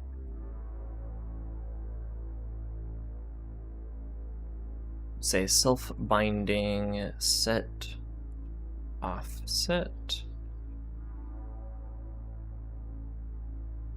And this is where I know the compiler will be able to optimize this to something better for sure. So I'll just say, I'll say what it's doing in the plainest terms possible. And then the compiler is going to have a field day with this.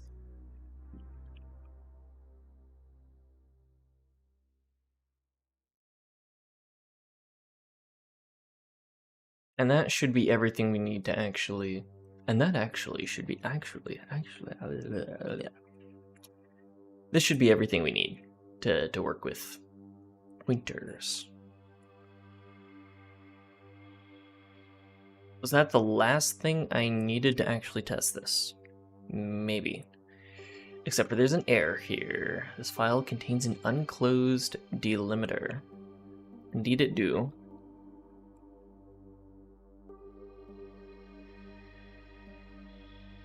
Ooh, now I have a ton of errors.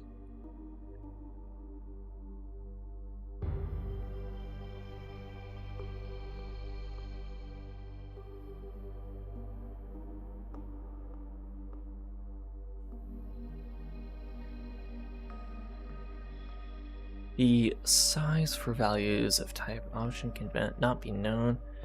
Compilation time. All local variables must have a statically known. Oh, do I just borrow this? Like that?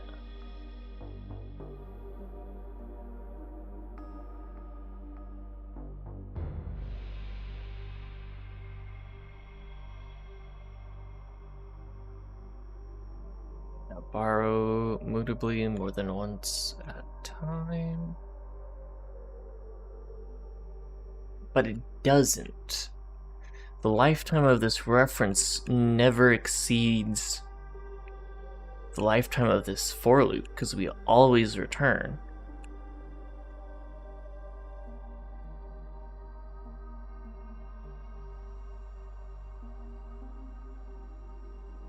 Now borrow self bindings is mutable more than once at a time. Split position. It's not in a loop. Oh no. Borrow checker moment. This actually is a moment where the borrow checker is holding me back.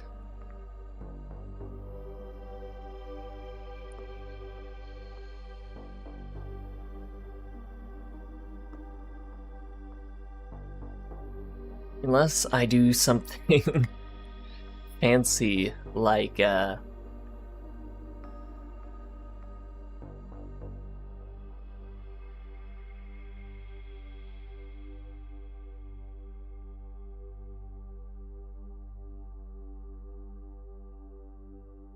find map.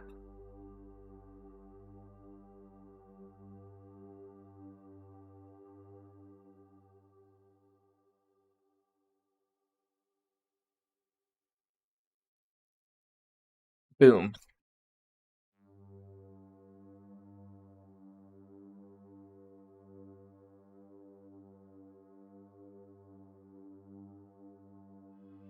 Expected token. I need an expected token.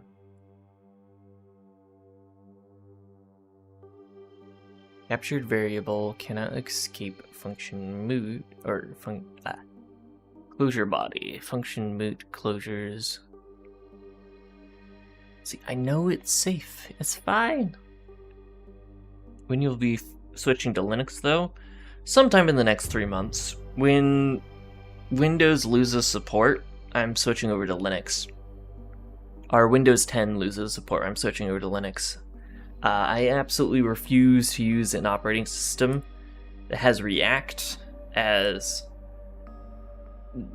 like some of the core UI you interact with every time you want to do anything, like open any application. Because literally, my muscle memory for opening applications is to hit Windows key, type in the name of whatever I want to open, and clicking enter. Which means I'm going to be interacting with React every time I launch anything. That's in a week, literally 7 days. So yeah, I'm switching over to Linux basically sometime soon. Oh yeah, I'm going to use Arch, by the way.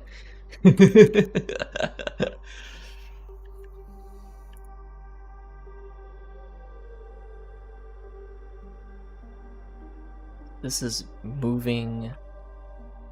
Variable captured here. Capture variable cannot escape function mood closure body.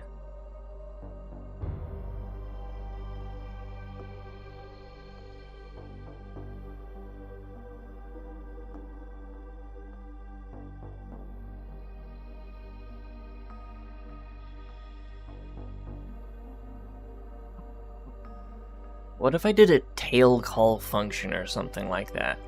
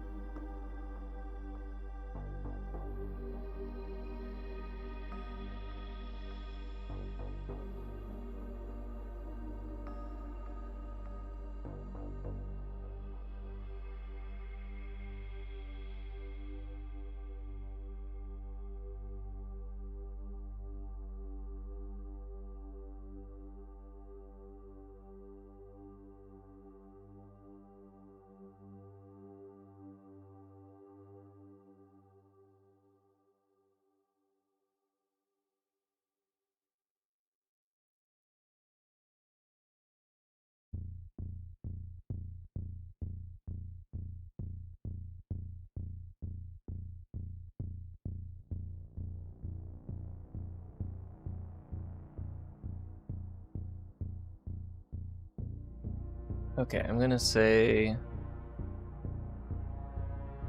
if end is greater than the search region 1 or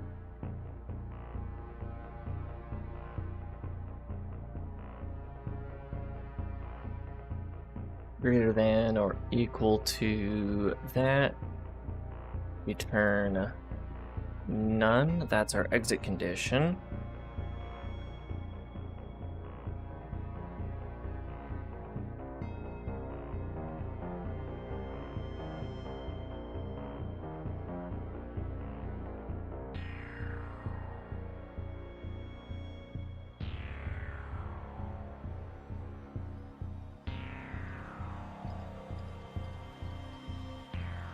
Let's see, I've never actually written a Rust tail call.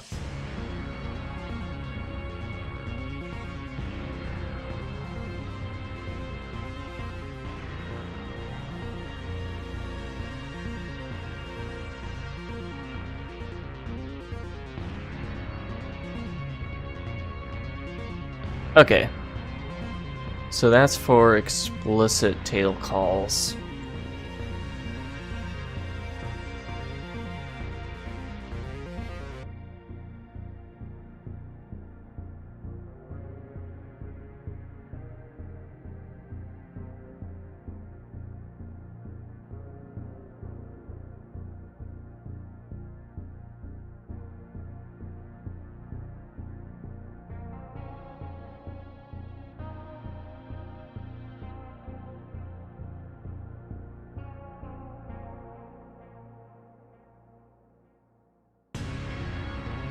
And then otherwise we want to return self, find free bindings in range, binding count,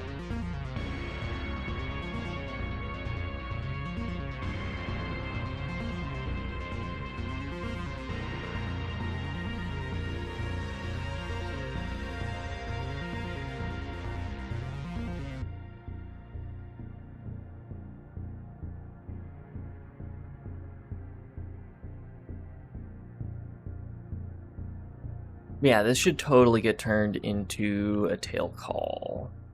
Hopefully. This is true, no more Windows updates. This might actually be a reason to stay on Windows 10.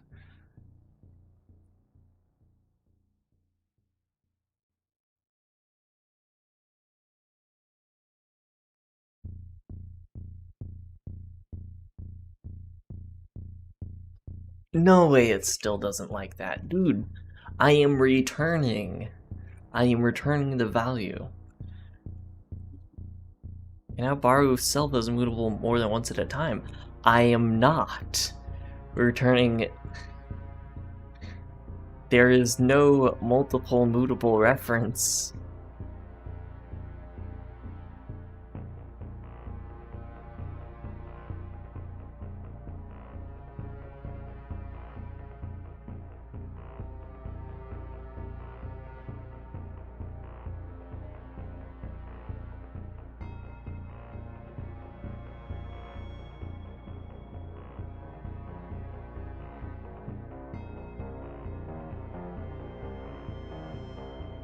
And borrow self is mutable more than once at a time. But you see, if this is true, you return. Actually, you know what?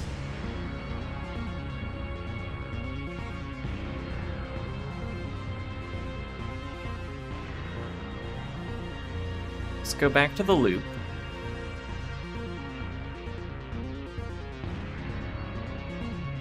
And then in here, we're gonna say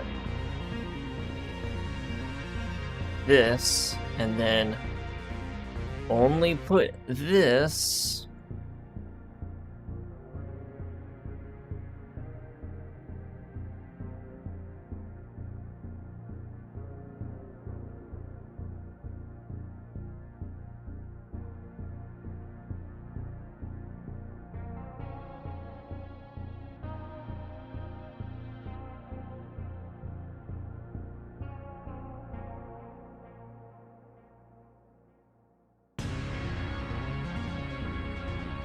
only gonna put this in here.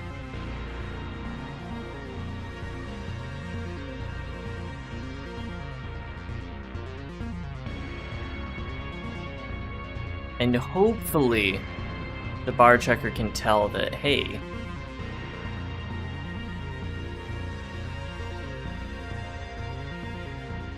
this, okay, good. The bar checker is smart enough to figure that out.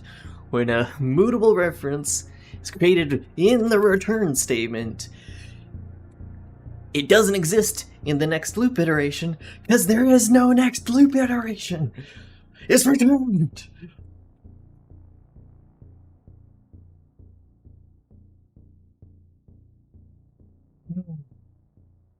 Okay, we're good.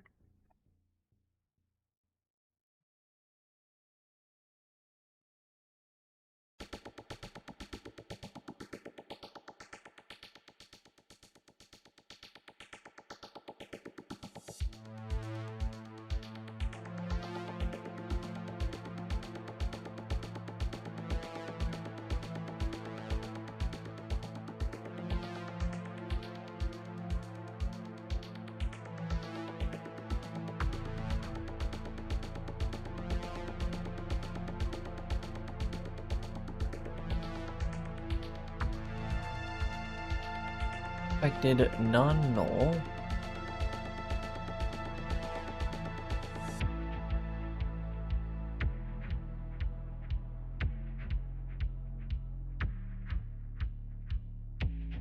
It's a middle reference. Can I say try? From?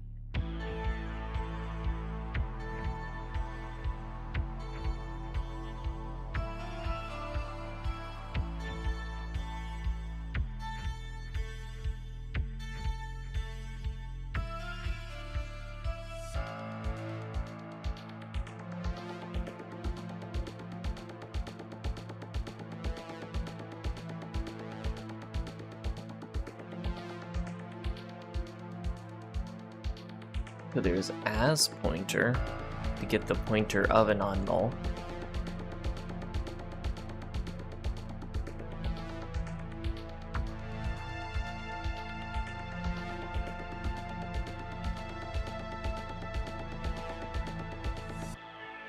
Yeah, so we have to do a match on this, and then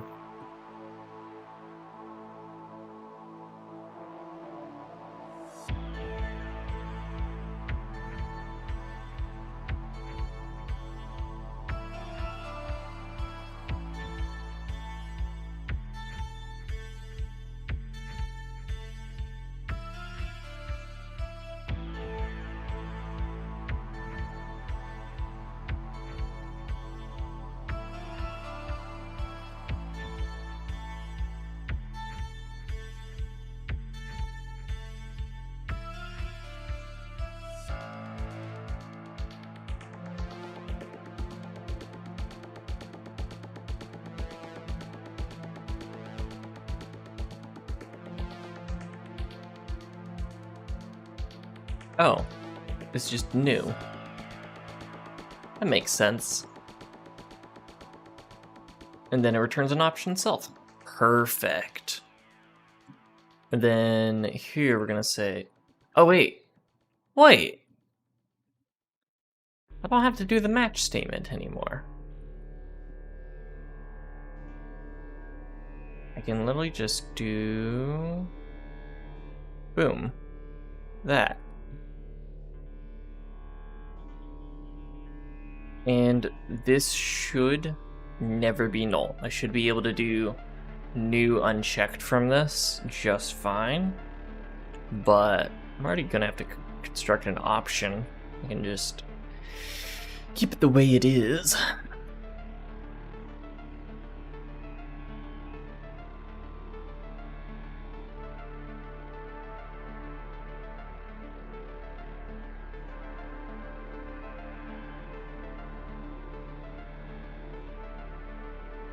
Field 0 on type, standard operation, range, usize. Available fields are start and end. No field 0 on type, standard operation. No field 0. Oh.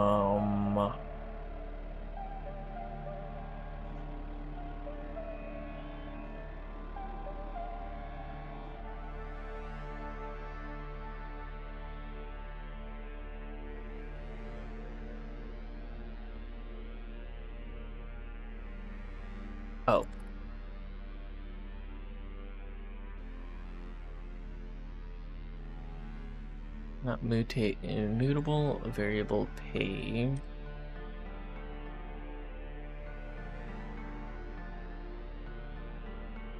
Alright. Good luck.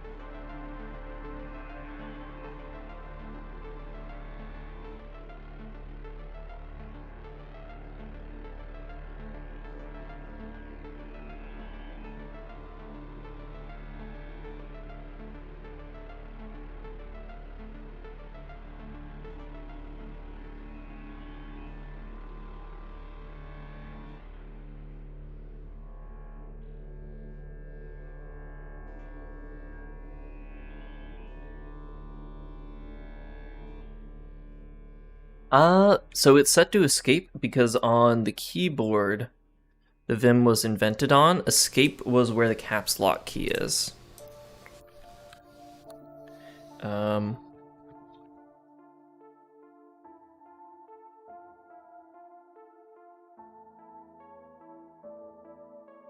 Let's see, it was a Layer Sagar MD3A,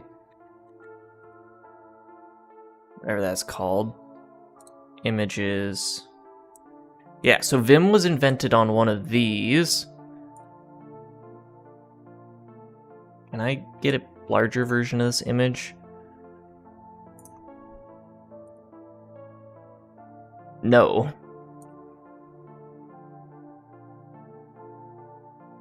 There we go. That's closer to what I want. Open image in new tab. Okay, so it's not exactly where the cat... It's like where tab is. So imagine pressing tab instead of escape. How do you even know this? Because in some video I was watching about Vim configs, they were talking about rebinding the key to escape, or to tab or caps lock or something. But yeah, that's why it's usually there. I just use the escape key because I know the entire thing about Vim is like, you know, come up with your own key bindings and whatnot, but I use Vim key bindings in so many different editors, and I don't want to have to manually do like a custom config for all of them. That it's like, when I'm in my Vim setting, I have like my own keybinds to do all of the different things, but for the basic Vim keybinds, I keep those exactly the same. I'm not rebinding any of the basic ones, so I'm just using the escape key. But yeah, this is why Vim is the way that it is. It's because when invented, it wasn't here, it was here.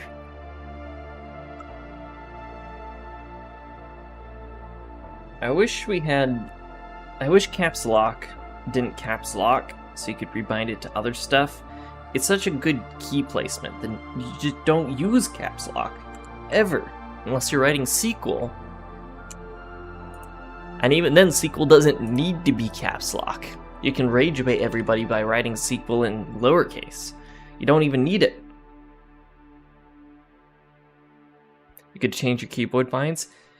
I don't want to, because see, here's the thing. I'm always worried that my computer's going to blow up and I'm going to lose all the custom configuration I've done on it. And I don't want to acclimatize myself to stuff that I'm going to have to do work to get back if stuff explodes. The only reason I'm fine with having a custom Vim config is because I have this stored in a GitHub repo. I can GitHub clone and get it back. But if I'm changing my keyboards, all of a sudden, I lose my ability to use everybody else's keyboard at once. That's another reason why I haven't learned a different keyboard layout, even though, like, I know, like, Dvorak is, like, objectively more efficient. It's because when I walk over to somebody else's computer, I want to be able to use their keyboard.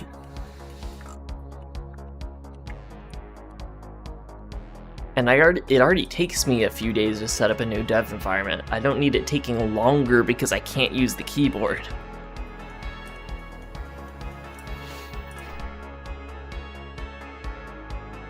I'd rather spend the time coding than prepping myself to code. Because guess what? Typing isn't a bottleneck. If you think typing is the bottleneck when you're coding too slow. I use Vim because I think it's cool, not because it makes me more efficient. The largest bottleneck when you're coding is your brain and deciding what you're doing.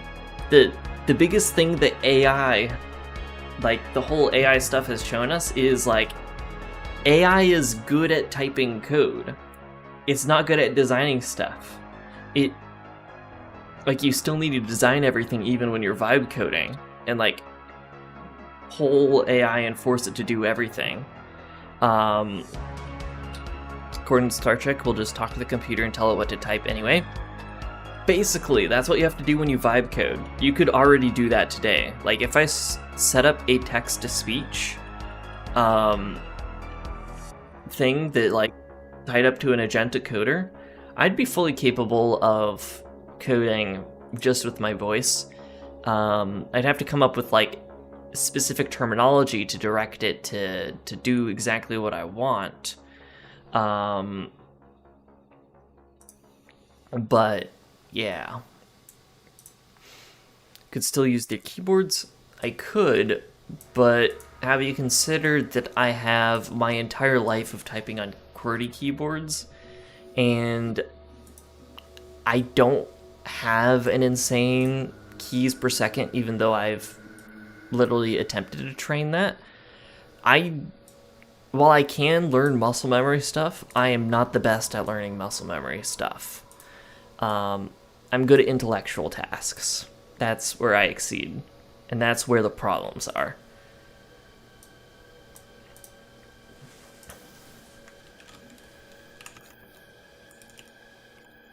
My problems are not with how ergonomic stuff is.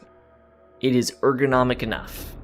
What I need to do is solve these problems. Which is what we've done. So now we can do test page and finally bindings. Bind page. Oh. I think we need to bind page mutable for the loop test to actually work.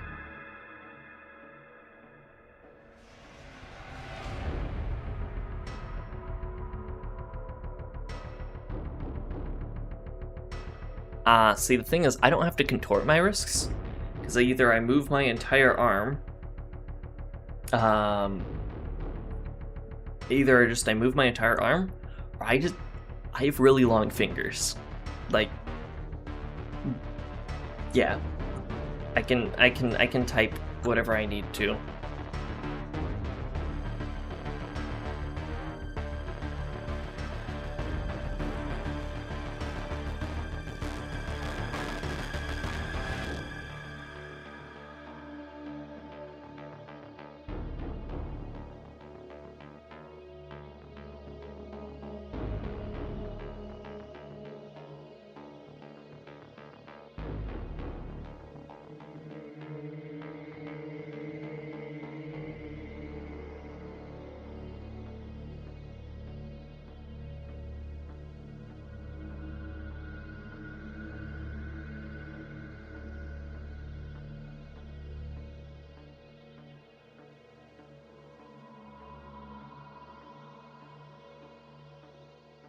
technically we should be getting errors here, so we have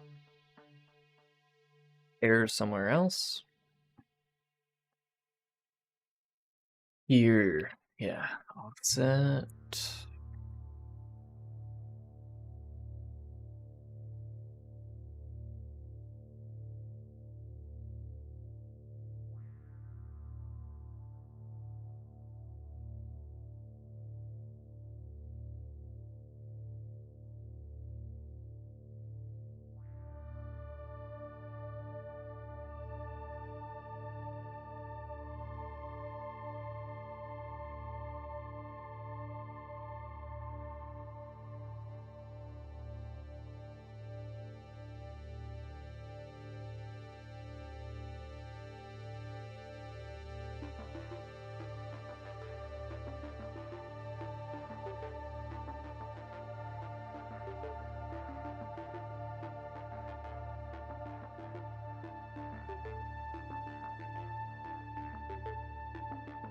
Connected U16, no implementation for U16.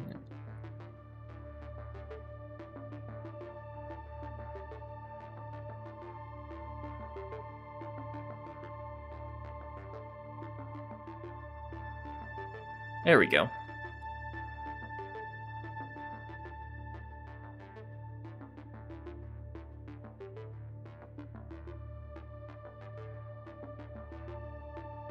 Funny thing is, I have been playing a lot of RTSs recently. It's a form of game research. Kind of funny because they go from like Steamroll level 1, Steamroll level 2, level 3.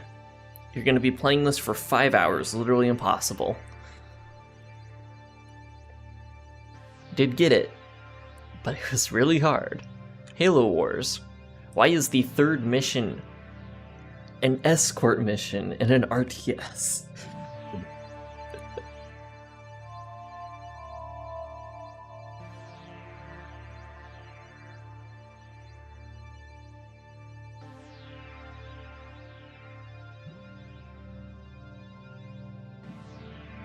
RTS are you playing? So mostly just a couple of the Command & Conquer series. It's actually really cool seeing the installer for the first Command & Conquer, because I've never seen someone put that much love and care into the literal installer for something. Here, let me bring it up, because I want to show this off.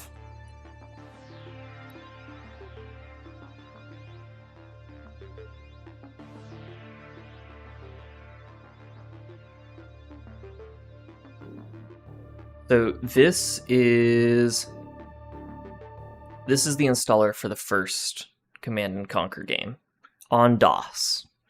So I went like the whole mile, and like I set up a DOS emulator, and I actually went through like the installation process, just because like I wanted to use the original ROMs only run on DOS, so of course, you know, I do it on DOS. Volume up, by the way. This is the installer for a DOS game. And it wouldn't look as the pixels look a lot better on the actual thing than this. Center. Like, this is what installers looked like in the 90s. Sound hardware initialized. What are we This doing program as an will industry? install Command & Conquer to the following directory. If you wish to install to another directory and/or drive, please type it in below. DOS has UI. Thank It's you. just Installing. Please stand apps by. have UI, While not you are DOS waiting, please fill out your registration card and send it in. it does have that vibe to it.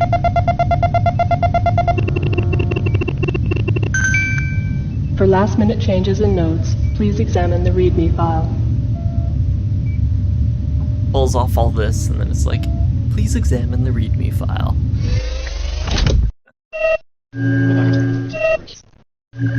Walking was not exactly what it feels like. It seemed more like gliding.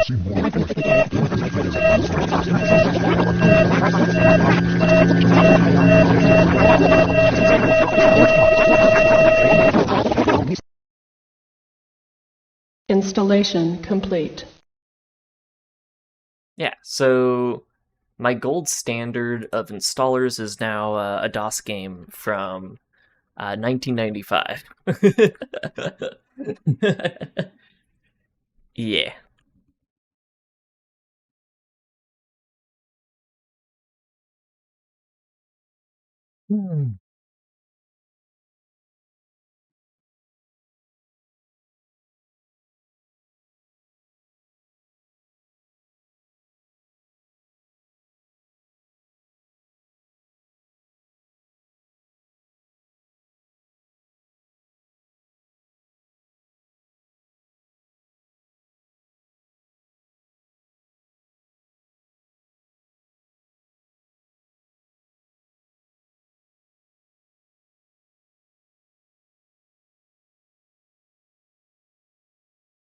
So then here we want bindings pointer.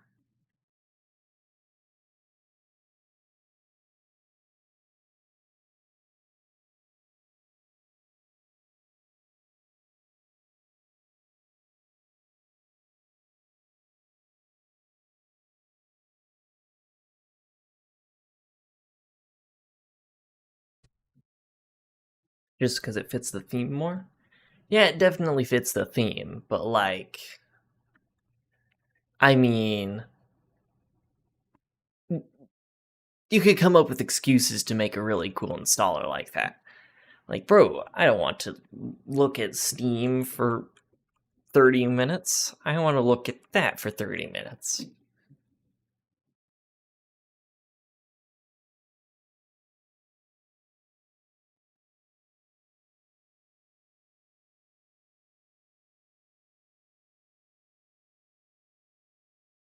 Okay, that should be able to...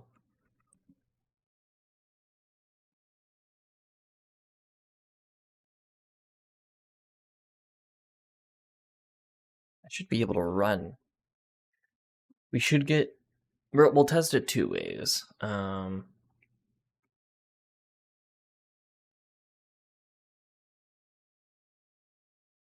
Run. Oh.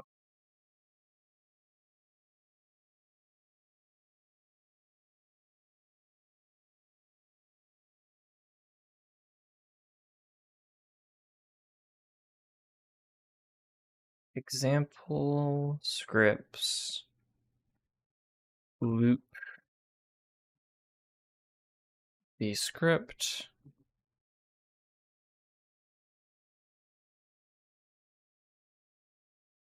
Can't remember what the arguments do. Something to do with the actual 10,000 loop iterations benchmark. Or 100,000? Don't think it's a million, it's 100,000. Loop iterations benchmark.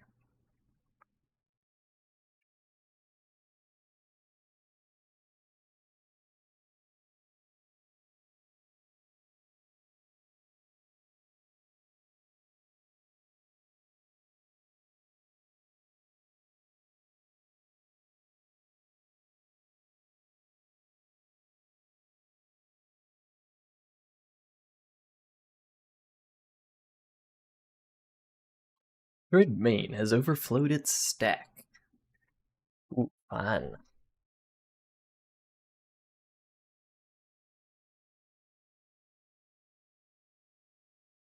Do that.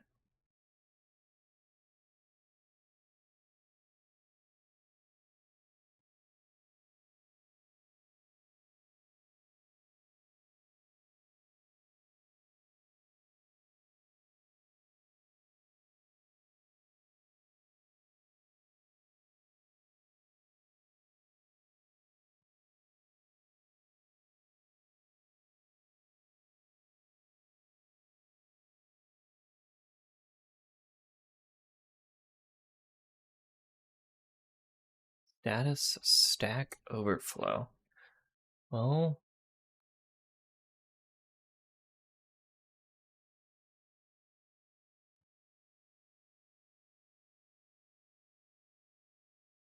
add test data here.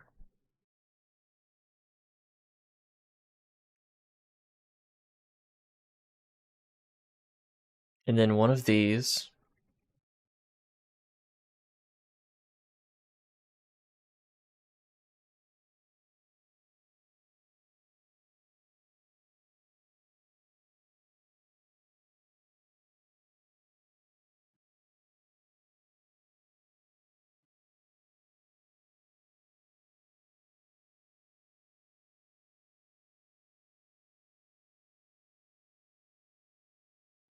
Can't prove it yet, but one of these things is allocating a slice on the stack, even though I think I boxed all of them so that wouldn't happen.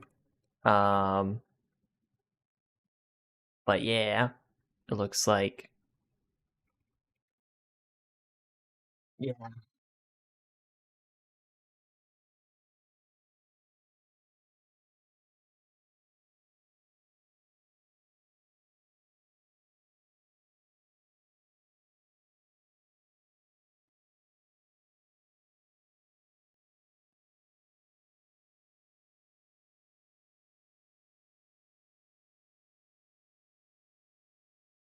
Or initialized. So it's when we create the binding set, meaning the binding set. They're boxed. They're boxed. You're not.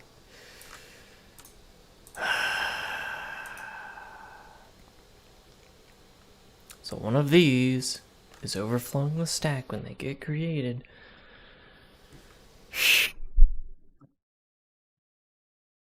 For some reason, don't.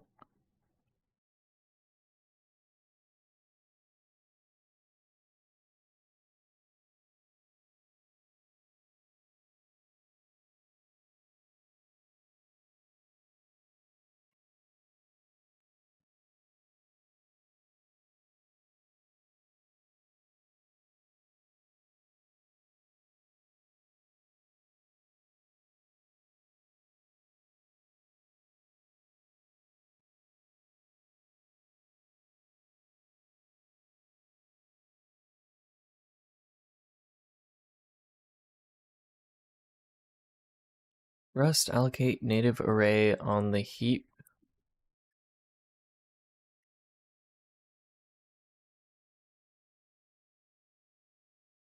That's a vec, not a.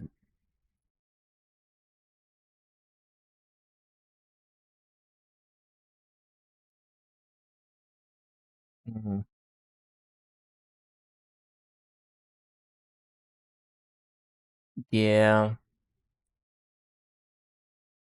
We're gonna need to do into boxed slice here. New init slice. We do want it to be initialized.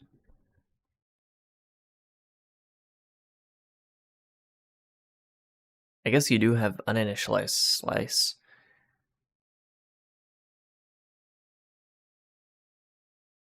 Is there literally not a way to get in initialized slice? So I'll have to go with this then.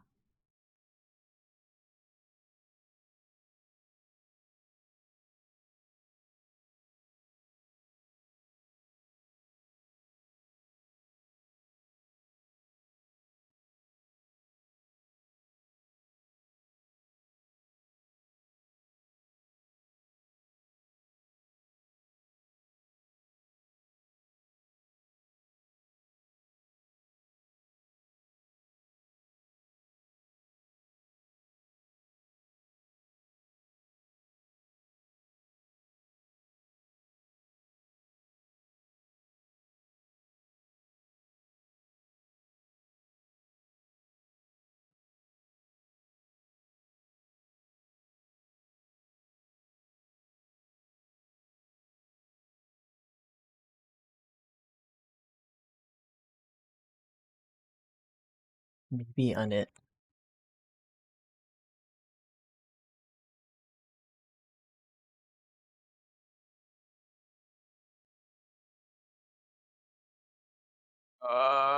It goes maybe on it. How do I turn this into not maybe on init values?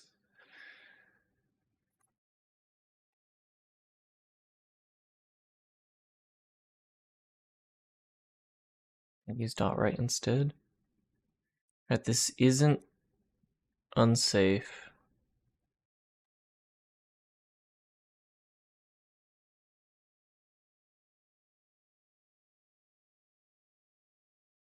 I guess using it.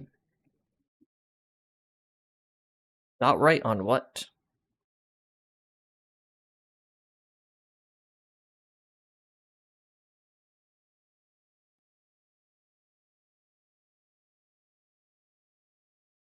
Write on the element of the iterator mutable? But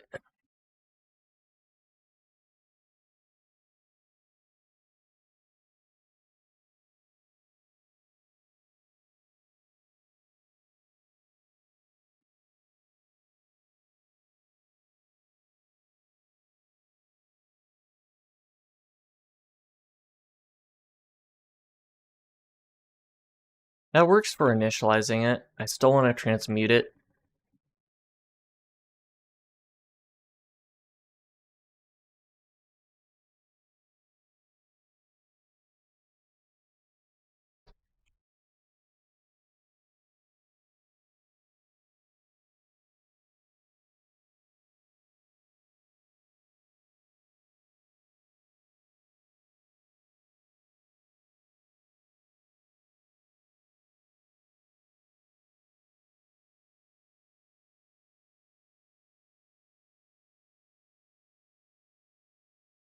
Well, since I know that I have initialized it, and maybe uninitialized is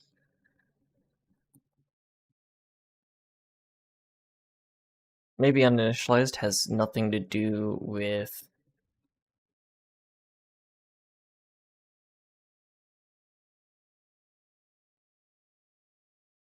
maybe annotations needed. Oh, true.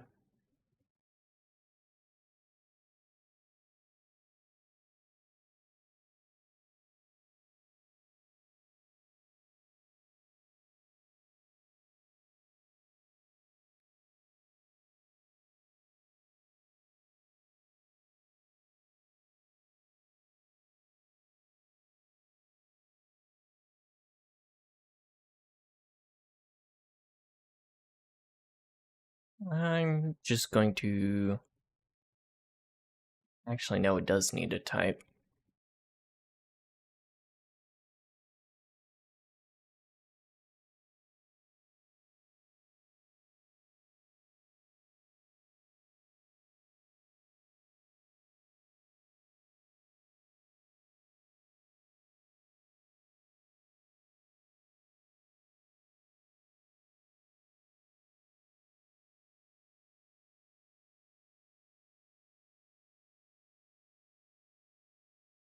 The associated function takes 0 generic arguments.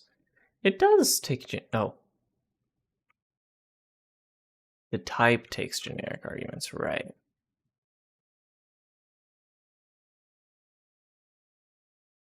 My bad, I put the turbofish syntax in the wrong place.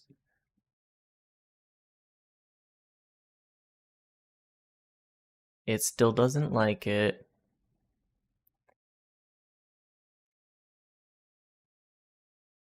Scoop was found for box.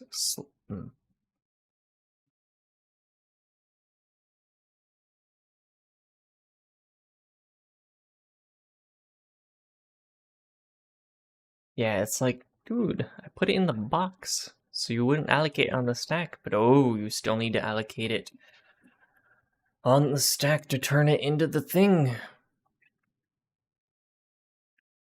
Cannot transmute between types of different sizes.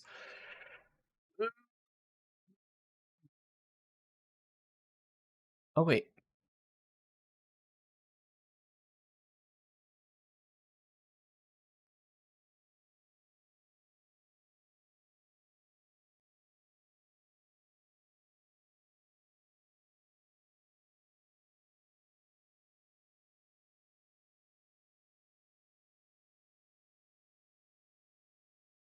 Right.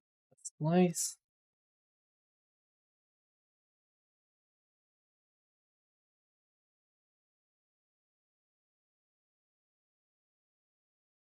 And Orkin. Okay, native array with known size on the heap. This does not, that allocates it on the stack and then the heap.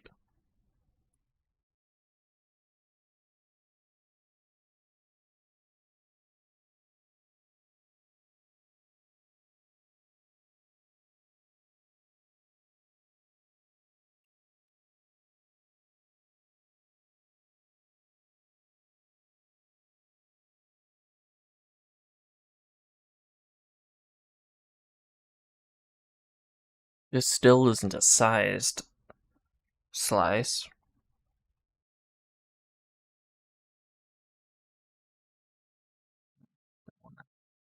Boxed slice. I won't. Static array. Allocate fixed size array on the heap. Yeah.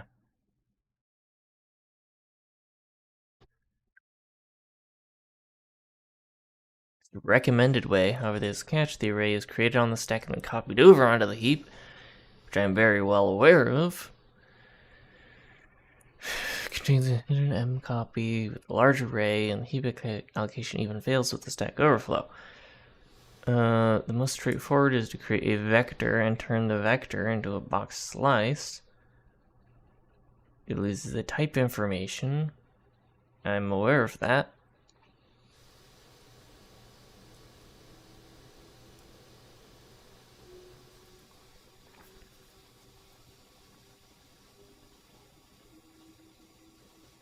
Of course, it's just a nightly feature. Box array does not overload the stack and takes only up 8 bytes while preserving the type.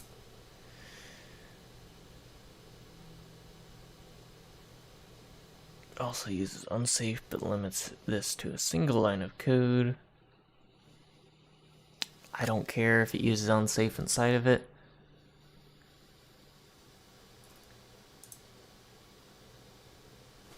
Box array.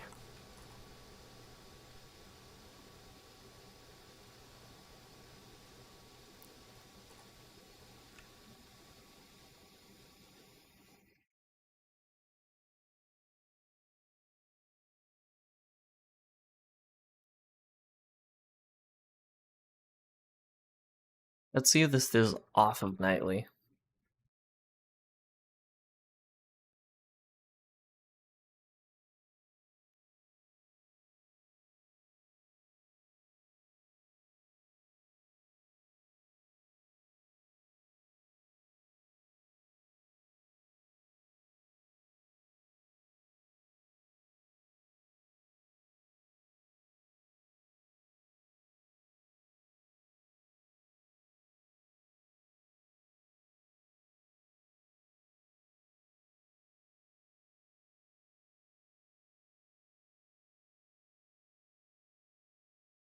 Okay, that's just an array inside of a macro.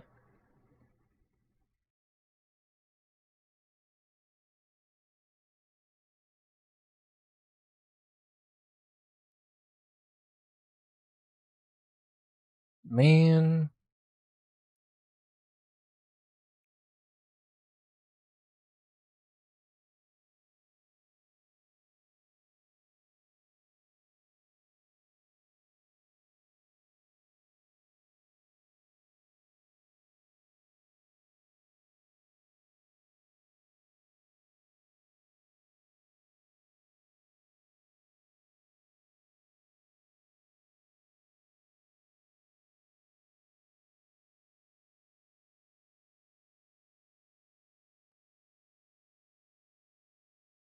New uninit.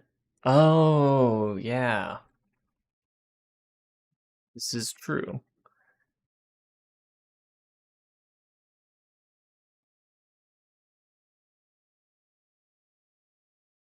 I just say page table in there, give it the static size,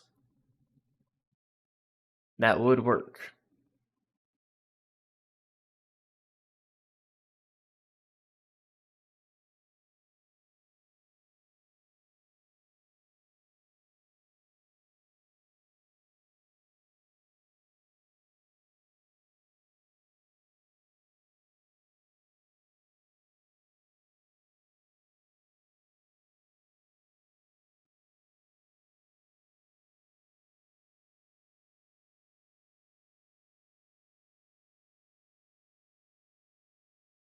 And then here you need a mutable reference to if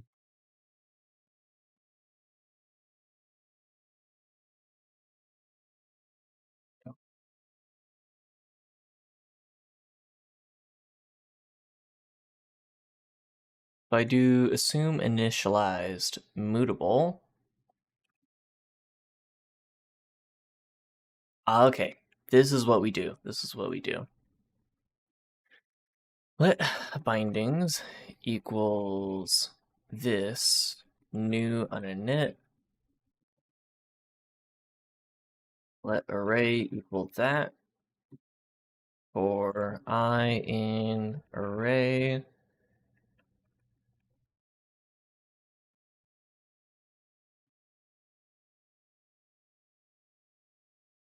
Assume init mutable. Iterator mutable. I is equal to none. And then finally we just do array assume init, and that consumes self, and then we're good to go.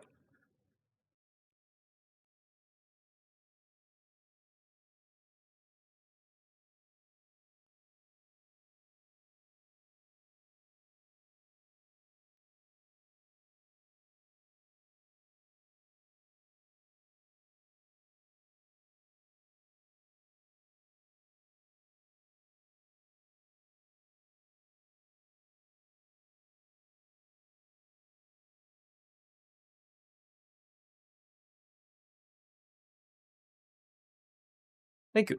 That was the correct solution. But I find this very clean. I don't care about, oh no, I have the unsafe keyword there. No. It's fine to use the unsafe keyword. Okay. Unironically, the safe way of doing that was the more unsafe way because it caused a Stack Overflow.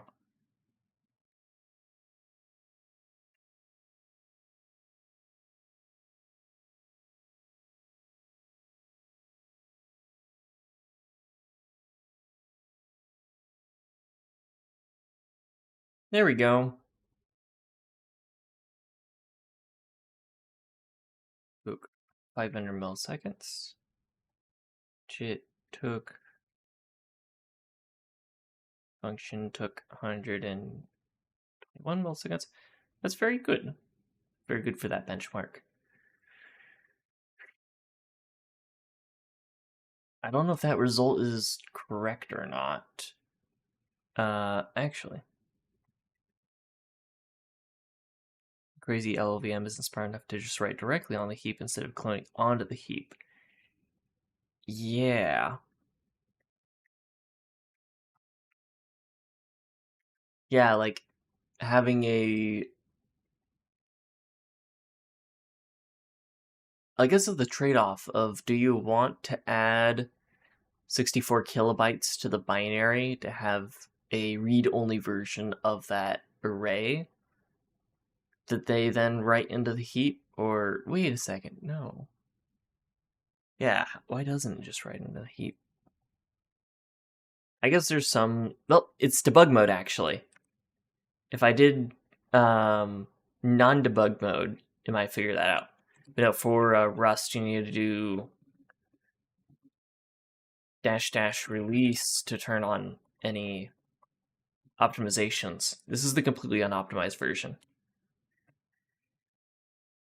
I mean, The benchmark runs exactly the same, optimized and unoptimized, because I'm jitting the code exactly the same in both scenarios. It's only a little bit of assembly language. Only a little bit. What's more scary to look at is the intermediate representation. Is this my intermediate representation? No, so this is the LLV. No. Committed module. Getting. Okay. I can't remember if this is my syntax. This is my syntax here.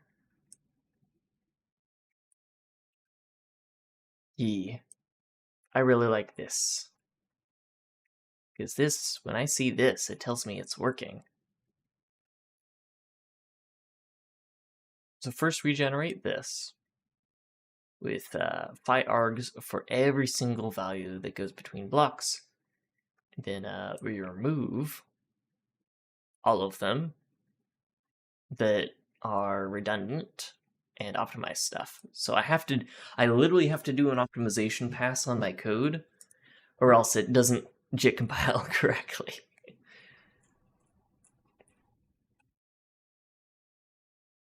And eventually, I do want to spend some time making more optimization passes on this.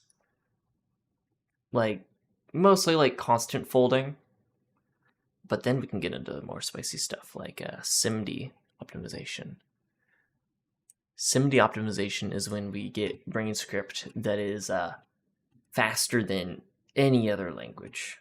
Well, not any other language, but far and above faster than any other scripting language. For now, we'll just do SIMD intrinsics people can use, though. But we're not even there yet. We need to be able to pass structures to functions. We're not able to pass structures to functions or enums to functions yet. But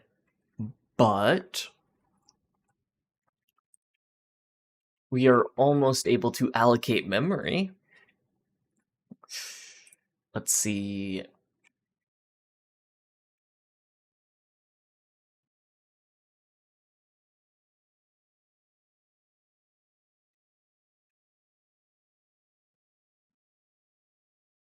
Okay. I'm kind of at that point where, like, instead of sitting on the stool, I'm like kneeling in front of my computer. Just got really tired of that chair. Because I don't have a gaming chair. I just have a chair, like an antique family, like Victorian chair that I use, instead of an actual gaming chair or any ergonomic chair. And the thing is an absolute pain because I can't be bothered to spend $600 on a chair. Because I would buy a good chair, but I suffer instead of buying a mid chair. Okay, back to this. What was I talking about? Right, memory allocation. So here, what if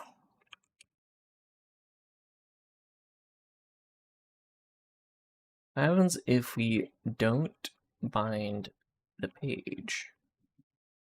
What we should get is a null pointer exception. That is what we should get here.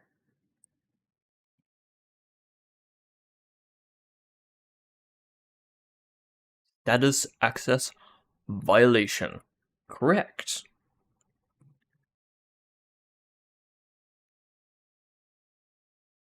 And using an invalid pointer to a page that doesn't exist will always result in that. And I wrote a library that's able to check if we get errors like this. So this actually is going to be very sandboxable, which is good.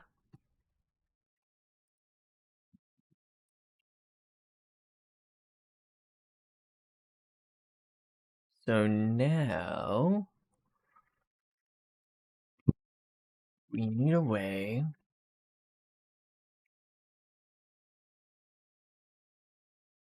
can you endure using headset as a monitor? Custom strap. And you just get used to it.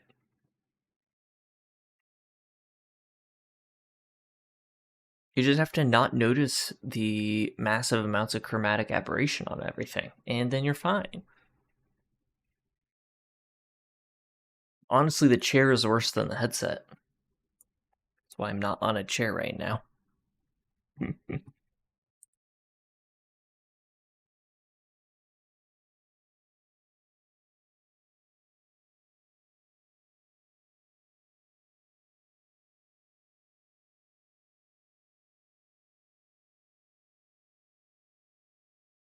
No.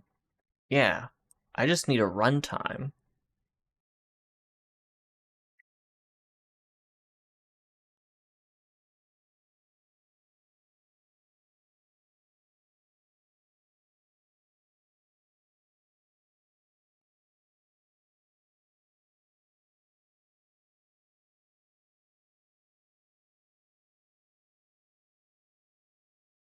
Wait, put it. Because now I'm like, I have solved memory. Now I need to solve. If I go to. Where is it? Brane backend. Brane lift.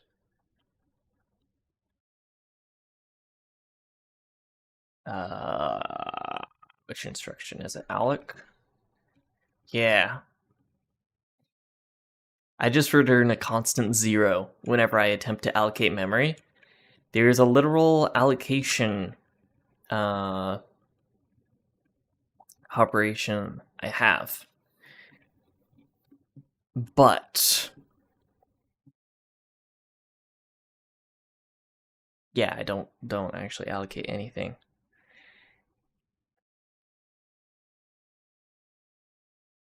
Oh, my eyes are fine. They're either cooked or they're fine. Last time I checked, I had just under 20/20 vision.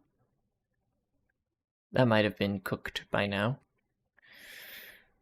But yeah, so what I need to figure out is how do I write code here